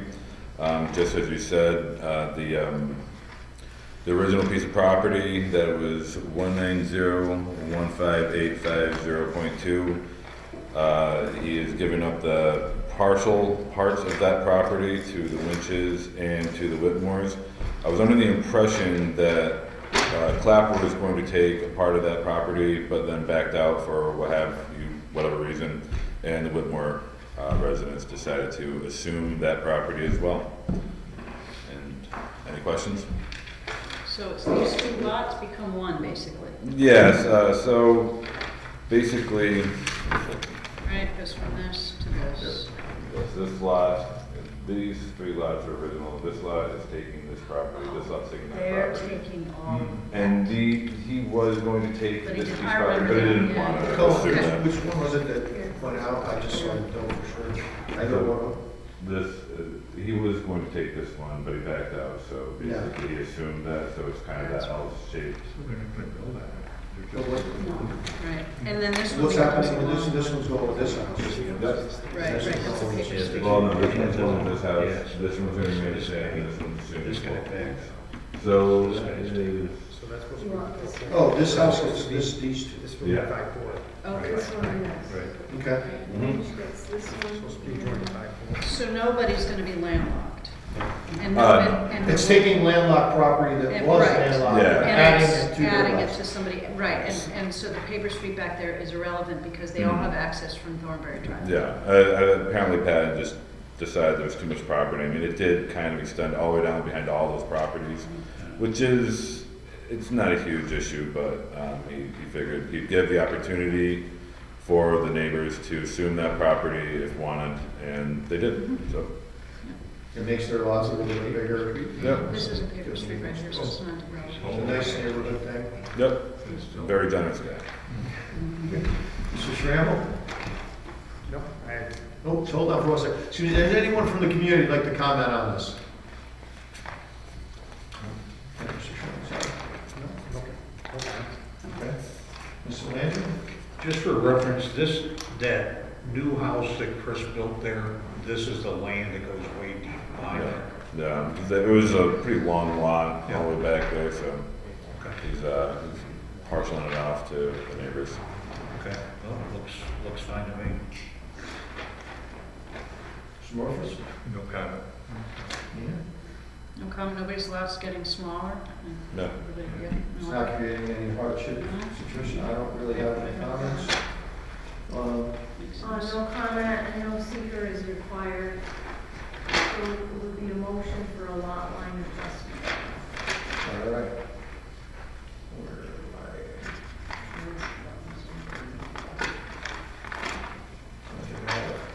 am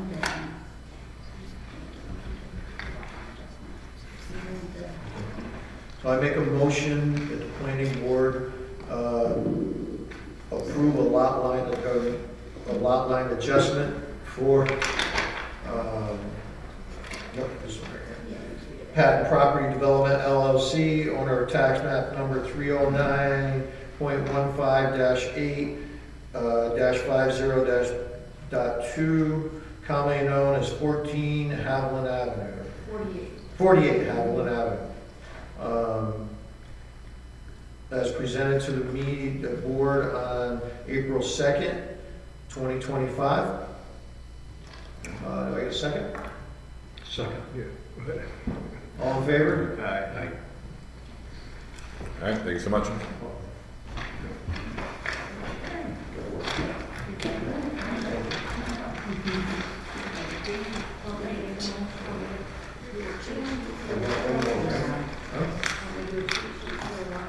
Yeah, that would be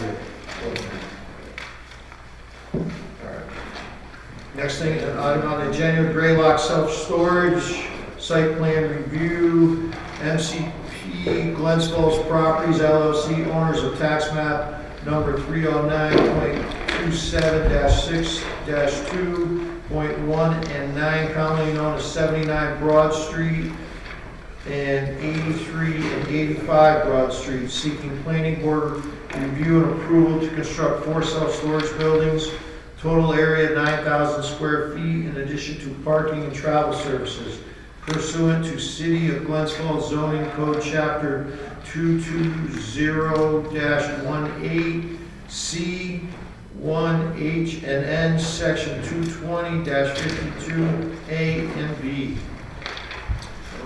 Good evening, Brandon Ferguson with Environmental Design Partnership. I'm here tonight with Anthony Massimano, he's the owner, and then Michael Larish, the contractor, is here as well tonight. So this project was actually previously approved by this board back in October of 2024 for the self-storage units, and it's actually, they're currently under construction. What we're here for tonight is they want to make a couple minor modifications to the site plan. Including things that were kind of conditioned as part of the original approval. So as they got under construction on the site, there are a few things. One is cost of construction on certain things, and then also just feasibility as they started to kind of clear and grub. So the first change they would like to make would be, previously we had an ornamental fence extending across the entire frontage with an automated gate coming in and out. So they like to keep the ornamental fence in front of the new storage units, but they like to remove that ornamental fence on the, the east side, and have that just be lawn area over there, so they would get rid of the fence in that area and be just open lawn to the right of way instead of having a fence there. They would still do the ornamental street trees, kind of spaced out evenly across that frontage, but they would remove that fence and the gate. The second one is there was an internal chain link fence with a secondary gate for these new storage units. They don't really feel like they need that as well, so they want to remove that automated gate in that area and that fence. And then in the rear of the site, they've been kind of going back and forth on what to do there. So they cleared and grubbed along that fence that was back there. It's a chain link fence back there along most of it, and there's a lot of existing vegetation that's still kind of grown in that fence. And part of the original approval was to put slats in there. However, trying to put slats in the existing fence would be difficult because of the amount of existing vegetation that's already grown up through it. So what they'd like to do is leave that fence as is there, and then we had plantings going across the rear of the site. We'd like to add something. We'd have 12 arborvitaes that would kind of extend from near the corner of the existing building to the property line, which would help alleviate the concerns from that neighbor to the rear. We'd kind of cover that whole area with 12 arborvitaes, and we'd like to do them a little taller than what was originally approved. We had 6 to 7 footers. We're calling for 7 or 8 on the plan. However, talking with the contractor, 7 or 8 might be tough to get. It's called around to 3 different nurseries, and the tallest they have is 6 to 7 right now. So that it might have to be 6 to 7 just because of the feasibility of getting larger ones doesn't appear to be there. But those are the major really changes. The building site itself, the pad, they've already started construction. They flattened out the site. They've graded in their stormwater basin. The pads are in for the building, so they're moving along with all that. These details are going to come after the buildings are up, but we want to get here in front of you and see if we can make some of these minor modifications. Okay. Let me open this up to the community. Anyone from the community like to speak on this matter, please?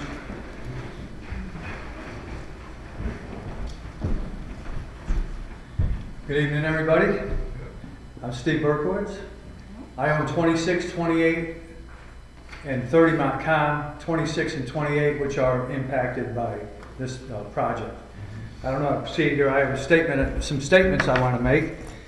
And I've got a bunch of photos and I made copies for everybody. Is that true? You can do here? Okay, I don't know. how many I needed.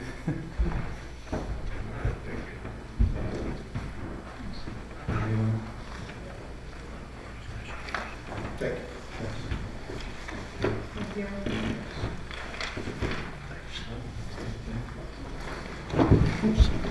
Chip all the stuff up.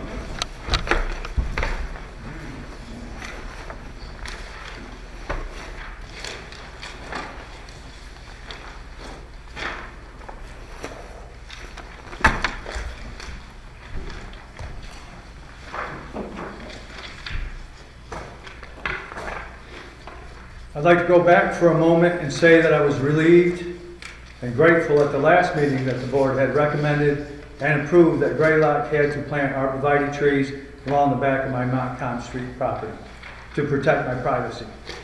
Greylock representatives stood here and said they had no problem planting the arborvitae trees. I went home, told my family and friends it was going to be all right with the planning board's ruling. Unfortunately, that's not what Greylock had in mind. My first contact with Greylock was that they were drawing up an agreement that they wanted me to sign with no arborvitae trees, no slats in the chain link fence, and an 8-foot vinyl fence. They wanted me to sign the agreement. I was shocked that they wanted me to sign an agreement that would override and circumvent the planning board's ruling. Then they asked me off the wall if I had any plans of buying another house. I told them there's no way I was signing any agreement with Greylock Storage from Massachusetts. My next contact with Greylock, they told me they were drawing up another agreement that they wanted me to sign, saying that they would throw in a few extra arborvitae trees and that I would be responsible for maintaining my fence. I told them that I don't believe that it was made clear that their chain link fence only went halfway across the Montcalm Street side, which was basically 26 Montcalm. And that maintaining my fence had nothing to do with them. I'm a city resident, homeowner, and taxpayer, and only I and the city of Glens Falls have say pertaining to my fence. Then they told me that it was going back to the before the planning board. Again, I told them I wasn't signing any agreements, and then sometime after that point, they sent me a copy of that agreement. My next contact with Greylock was when they called me on my cell phone on Sunday morning when I was at church to tell me that Tony wants that agreement signed before the planning board meeting. I told them again I wasn't signing any agreements. They said then that they were not going to do anything extra for me. I told them I wasn't asking them to do anything extra for me. Let's keep it simple and you plant the arborvitae trees along the back as the board had directed. All I want is to be left alone. Then they said Tony shouldn't have to pay for any arborvitae trees along the back, and if you want any arborvitae trees, you can pay for them yourself and put them in your own yard. My next contact with Greylock, they wanted me to meet them on the property. They had string lined the old fence that sat out there along the back corner of the properties and told me that the old fence was on Greylock property by a couple of feet. I told them, so what are you trying to tell me? Well, it's Greylock's property. But while the equipment was there, maybe they could tear down the old fence so that I could put up a new fence. It wasn't my fence. I didn't put it there, and it wasn't on my property. They'd already knocked down half of that fence. Must have been Mullen Mayflower's fence, and therefore it was Greylock's fence. Last week they had huge blinding lights out there at night, so bright that they were shining through my kitchen window, lighting up the whole room. The next day when I came home, they had torn down that old fence and left a 50-foot gap along the property lines. I went out to put tarps over my kayaks that I had out there, and one of the construction guys told me that they were tearing down the chain link fence along Broad Street, and maybe he could grab me a section that would fill in that 50-foot gap. I told him that I appreciated it, but this was going back before the planning board. I wonder if Greylock considered putting that chain link fence in place of their fence that they had torn down, that would complete their chain link fence all around the interior of their property, thus serving as a security fence.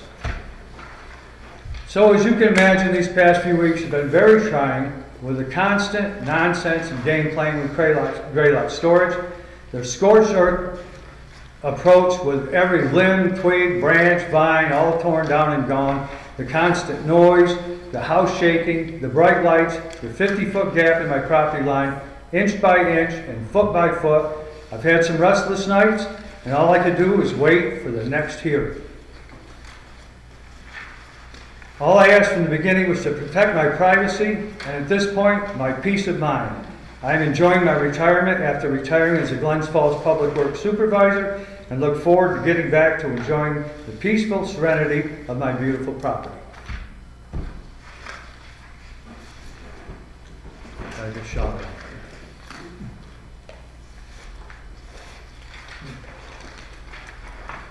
And some of these pictures, and I pray I got them all in order. But I told you people about the growth that was behind the fence that had been there forever, at least the 34 years that I've lived there. And so I wanted to try to show you some pictures that just showed that. This first shot was when my son and a couple of his Marine buddies were putting up my gazebo. You can see the foliage behind the fence. And the board had recommended to them, because of the 15-foot setback, why don't you just leave some of that? But they didn't want to do that. And it's all gone at this point anyway. So the other pictures, I was just trying to show that foliage that was behind the fence on their property. And this one also, you can see how full it was. This picture here was my yard this fall. And you can see how tall the foliage was. And I was hoping or thought that the arborvitae, a wall of arborvitae trees out there would emulate that type of view. This is what my property looks like now.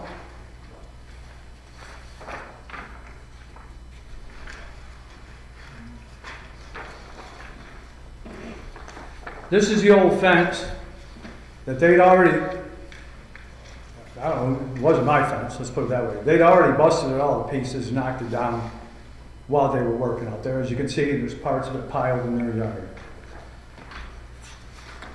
This is another picture of it. I had some pieces of stockade fence. I tried to put them up there so nobody from Broad Street could look into my property. This is where they string lined that old fence. You can see it don't match anything that was on my property or ever has. That's where they said it was 2 feet on their property. This is the view of the chain link fence from their side. This is the chain link fence they're telling you they couldn't put slats in because of all the vines. And you can see where the fence went along. Now it jumps a 50-foot span, connects on the other side and goes all the way down to the end of the property. So technically, that chain link fence comes all the way down from Broad Street to my property, crosses all the way over. Now there's a big gapping hole there, 50 foot, starts on the other side and goes on the way through. And this is probably a clearer side of where they removed that fence that was on their property and where it goes down the end of their property. This is a picture of their rendering. I highlighted where they were showing where that fence was. Obviously, they knew that all along, waited till the last minute to throw it at me. The only other question, it's a sidebar, might it be relevant here? My son's name's on this. The property's all mine. My boy's in my will, and he will inherit the property that was my grandfather's, my father's, mine, and it'll be him. I really don't know why his name's on there. And I'm just saying that, throwing it out there. This picture is the lights that were on out there. It was so bright, I couldn't even look at it. I was trying to take my phone to get a shot, which it doesn't really, it's not a good picture, but that bright light was on and I just blinded. Was that the night they poured the concrete, they were finishing it? Yes, sir, it was. So that's they stayed late to finish the concrete? Yep. Okay. This simple picture here, I go for strolls every morning. Saturday morning I was walking or taking a stroll. When I came by this way, the gate was open. Anybody could have walked through the property, and as you can see, that's my property in the back. And you can see that gaping hole that now exists there. And this, I need my glasses for it. This was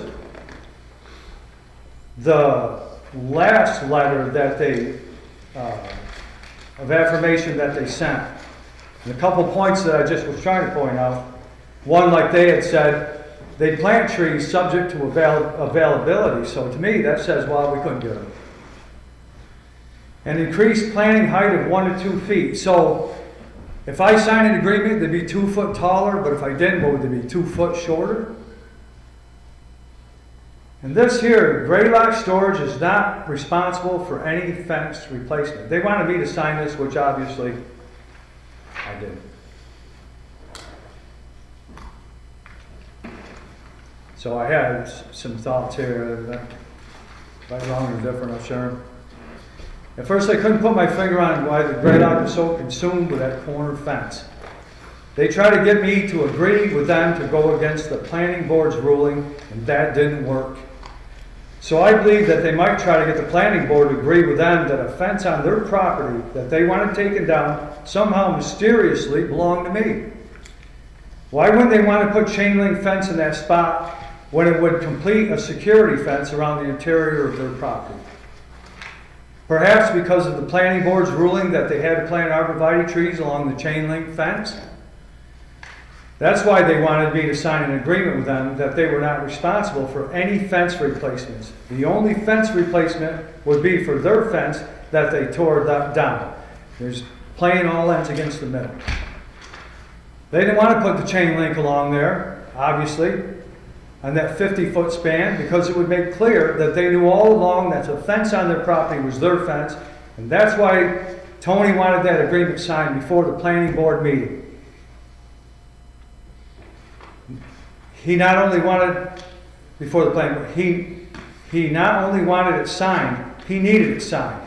If not, the ruse is up, the truth is exposed, that they were trying to shirk their responsibilities and pass any costs onto the Montcalm Street property owner, which is me. I would like to know what they're going to do about that 50-foot gap where they tore down the fence. Excuse me for being a little upset.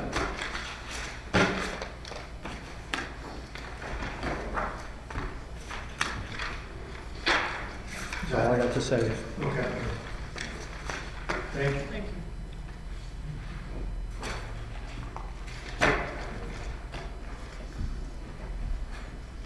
So, you had 3 things, if I remember correctly, that you proposed on this that you had issues with, you wanted to change. You're all set, correct? Yes, sir. We're going to talk to these guys. Okay. Yep. Thank you.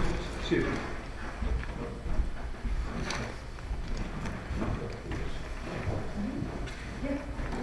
So, just go over with me again what you're proposing here, please. Yeah, so the 3 things. So 2 of them are on the Broad Street side. The main one on the Broad Street side is we had the ornamental fence that extended previously on both the east and west side of the entrance. We want to eliminate the east side and just have that lawn area now with some ornamental trees still planted there. And that would remove that gate in the front as well. To go along with that, if I remember correctly, when we approved this, the boxes and storage containers and everything that were outside, they were going away. They're still going away. Yep, that's all going to be lawn That area. would look nice if we had the lawn there in the building and Yeah. everything. They're gone, yeah. I know, because I want the full picture for all of us. Yeah. Okay? Yep, those will still go away. It'd be a lawn area in there. There is kind of a permeable gravel turnaround for that loading dock area that we had to do for permeability on the site to still allow access there. But yeah, that's gonna be mostly lawn area there with a couple trees. It'll look nice. Yep, I think it'll look really well. And then ornamental fence in front of the proposed buildings would remain. We'd still keep it there, so we'd still have that ornamental look there, which I think would kind of give the property 2 different looks from the frontage as well and kind of break things up. And then there was an interior chain link fence that attached to the end of that ornamental and then extended across, and there was a secondary gate access there, which was always a little awkward to pull in, and then the cost of those automatic gates are pretty high, so they feel like they've got the security kind of set in other ways with cameras and things like that, so needing that fence wasn't really necessary, and that gate. And then the third thing, is along the rear of the property, we were originally calling for slats to be put in that existing fence, and then we were showing arborvitaes along the back. So we're actually showing more densely installed arborvitaes extending from the corner of the existing warehouse building to the corner of the property in that area, and we just want to do the slats within the fence there. I understand that there was, the portion of the fence that was kind of falling apart, and some of it's tough to tell the condition of things until you get in sight, you start grubbing things, pull stuff apart. Yeah, you said, I We- was yeah. just looking at the minutes, and you said, there was a lot of it, expressed a lot of that area needs to be cleared out. There was a chain link fence that would remain, and you were open to inserting the slats. So where is the fence gone? So there's chain link fence from the corner, and I think I have pictures here as well. Fence. There's a chain link there, there's like a 50-foot space where the old wooden fence was. Where there was an old wooden fence in there, that was on, I don't know which side, who actually put it up originally, it looked pretty old in there. There's some photos here as well. It's not along the back. Yeah, we see it in here. But if you see the drawings where it was on there, it looks it was on the key lot property side. But yeah, so here I can kind of say these are some photos of that, Yep. of that fence in that area. So it was an older wooden fence. Yeah. Was that Graylock's fence? It was on Graylock's property, yeah. Yep. so And there was some wire kind of fence kind of intertwined in that as well. So when they got into that fence, they decided it had to really come down.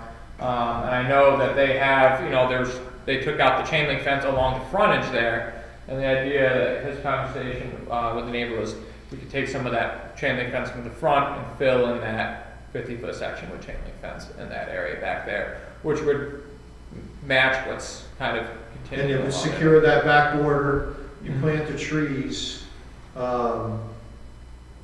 Is that chain link fence the same length? Same height chain link It's fence. 6 foot across the back, right? If I could for a moment.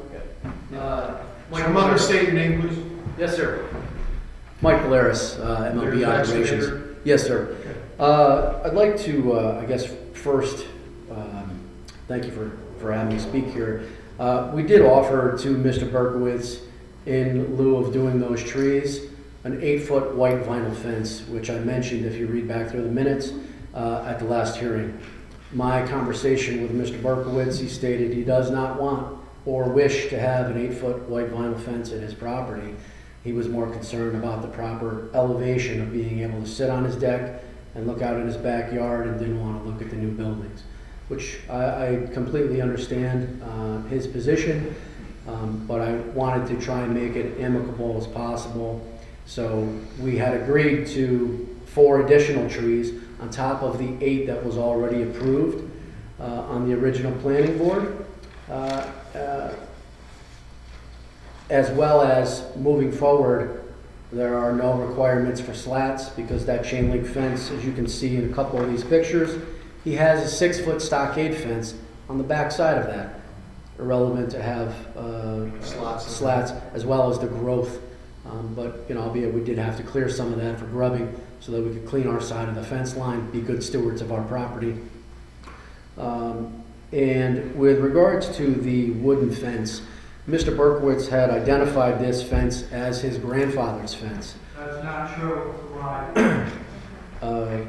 That was the conversation that I had with him in any event. And upon, I said, we'll do what we can to save it. If we don't have to disturb it, we won't.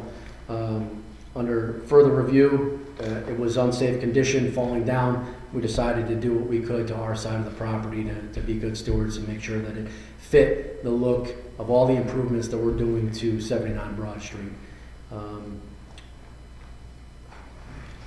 then in lieu of that, 12-foot or 12 arborvitaes across that rear property line.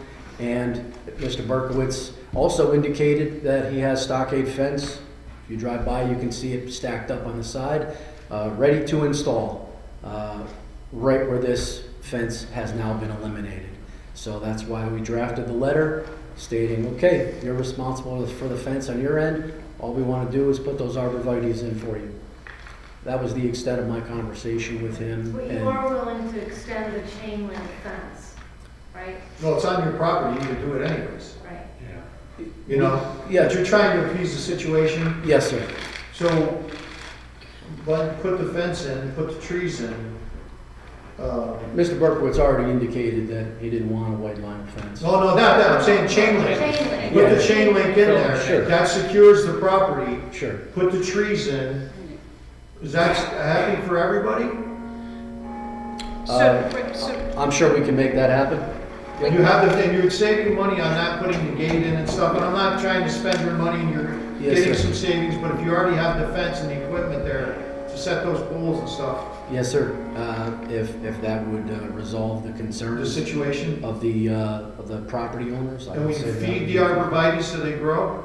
We're gonna do the best we can to make sure So that we get. essentially, the change is that you're not going to do the slats. Yes. Yes. That's the real change along the back, yeah. Right, so along the back, no slats, but you need to extend the chain link fence, and you're adding additional arborvitae's. Yep, And you're yeah. keeping them at the original 6 to 7 feet. Yeah, we show 78 in the plan, but like I said, I don't know if he can get those. You know, he's called around trying to get The them. original said 6 feet. Well, our original, yeah, said 6 feet. 3 different nurseries Yep. from Pennsylvania to New Hampshire. Right. All said it was a tough winter, and the most that's available right now commercially is 6 to 7. Okay, what about, that's a 6-foot chain link fence, I'm just trying to repeat, so we all go away happy. And are we proposing it all the way along, like? the No, we're showing on the There's plan a 50-foot there. space where the fence is missing. So where we're showing the trees along the back now on that plan is where we're proposing the 12 trees spaced out through that area. Instead of fence, is that No. what you're saying, or No, in we, addition so, to we- fence? you know, if it appears everywhere, he would fill in that section. So there's a Here, fence. they took down the old I wooden, understand. yeah, so there's a big gap. Right. There is a fence that extends all the way through here right now. That's what I'm asking, Right. because there are Yeah. actually 5 parcels that Yeah. back up to the property. So what I'm asking about is there, from a security point of view, is there physical separation between those residential houses and the back of Graylock's property? Yes, so Or will there be? there will be, yeah. So this fence in here is gonna remain. And Where that's chain link fence? That's chain link fence, 6-foot high chain link fence through that area. What happened is because of that wooden fence, It there's all a came 50-foot down, gap right, right yeah. here, not behind those other lots. So that chain link fence would remain back there. Yep. Okay. And then, or what you're just suggesting is just filling in what came. With the down. chain link Yeah, fence. so it runs all the way across the back. Right, so that's where you were just talking about, behind the Yeah, building, it that- runs all the way down Yeah. through. Fill that in, and then there's also, if I remember correctly, you're in the construction field and you used to deal with stuff. They make like that green netting, screen stuff for construction sites. Yes, if you drive by Graylock right now, you may have seen there's 3. Yeah. Okay, if that was on there until those trees filled in, Sure.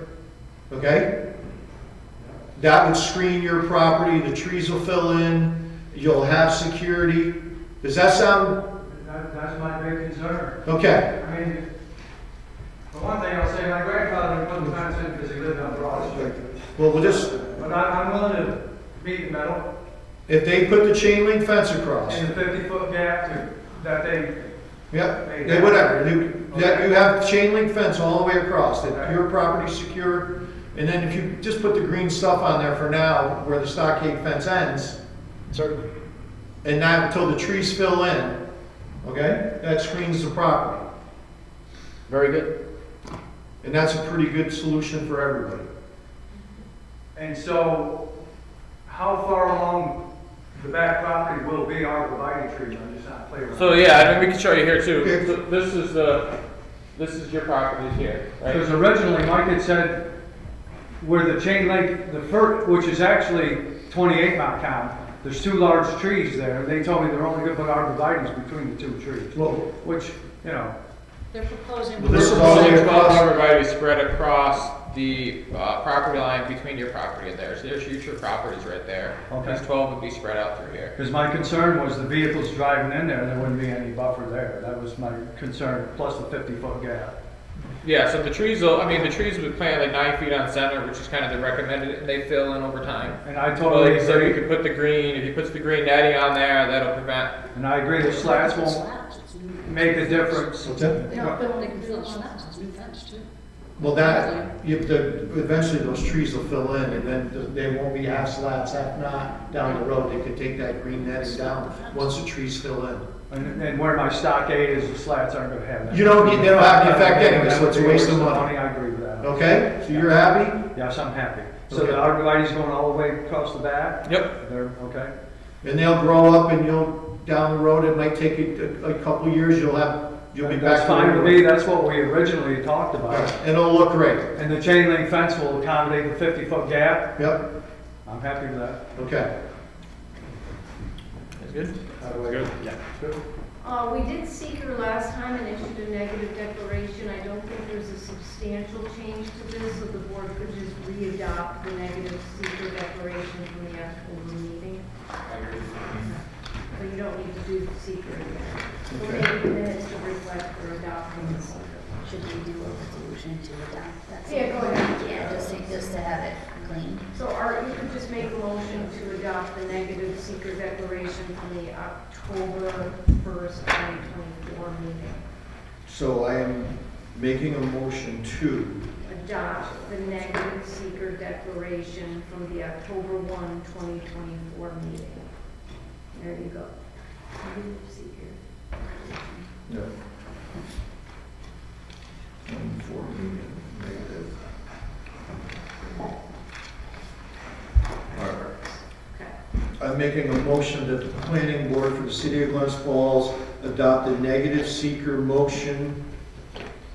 Negative seeker. Negative Declaration for the key lock, self-storage, gray lock, self-storage, sorry. I lost all my paper. There you go. Graylock Self-Storage Facility, MCP, Glens Falls Properties, LLC, owner of tax map 309.27-62-2, 109, commonly known as 79 Broad Street, 883 and 85 Broad Street. From the October. From the October 1st, 2024 meeting. Perfect. Do I have a second? We approve of the request? No. Second. Okay. To adopt the seeker, Yeah. negative seeker. Second. Okay, second. All in favor? Aye. That's just to take some needless paper. Right. And then, just so you know, this was referred once again to, to the Warren County Planning Board, and the Warren County Planning Department finds that the proposed action has no significant intercommunity or countywide impacts. So now you can move on to your motion. So my motion is going to put a couple of things in there. That the 50-foot gap in the fence gets filled in with chain link fence. Put the green screen on there for now. Temporary. Temporary. Just screen for car lights and whatever. And we're going to plant arborvitaes down that back property line. Did you say 12? 12, yeah, on the back property line, Well, shared there was with 13 26 before. and 28 Montcalm. Okay, and that's going to be going to the corner of the building as in the drawings. Yep. Okay. And you're moving In what? you're amending the prior site plan review to remove the ornamental fence along the front and the interior fence and gate. Yes. It seemed like you wanted. Well, just on, do we want to specify just On the one side. On the one side. On the one side. On yeah. the east side. East side. Because we're still going to do the ornamental fence along the west side. Well, they're amending it. It's new, but they're amending it, so. Yeah, it's not really. Yeah, the chain link, temporary screening. Arborvitaes, No longer required to put the slats. no more slats. Can I ask a quick question before we Yes. finalize this? Yeah. You said you're gonna replace the ornamental fence in front of the big warehouse building with grass. But it's, Yeah. but how, you don't show, is it gonna go grass all the way across the front? Yeah, so before there was an ornamental fence that extended Right. like this across here, Right.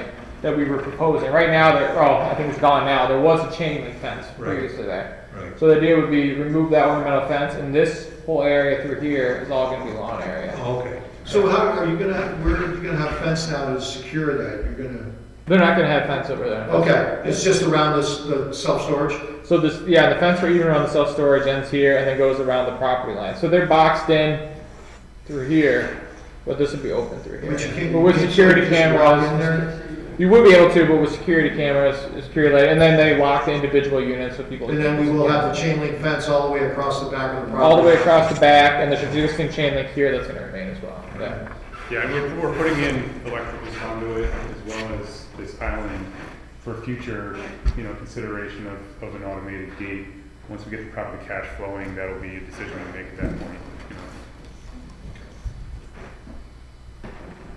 So this is the site plan. Okay. I would like to make a motion that the Glens Falls Planning Board, acting as the Board of Site Plan Review, hereby grant site plan approval for the project identified as SP 25-005 Greylock Self-Storage Facility, and located at 79 Broad Street, 83 and 85 Broad Street, as approved following the following conditions: that the 50-foot gap in the chain link fence gets filled in, the temporary screening goes on that fence, you plant the arborvitaes along the back of the property line as seen in the drawings, and we no longer need the slots in the fence along the back of the property line, and we approve no fence along the front where the grass is going to be. As presented at the meeting on April 2nd, 2025. Do I get a second? All approved? Yes. Good? Perfect. Thank you guys very much. Thanks all. Thank you, appreciate your time. Thank you, guys.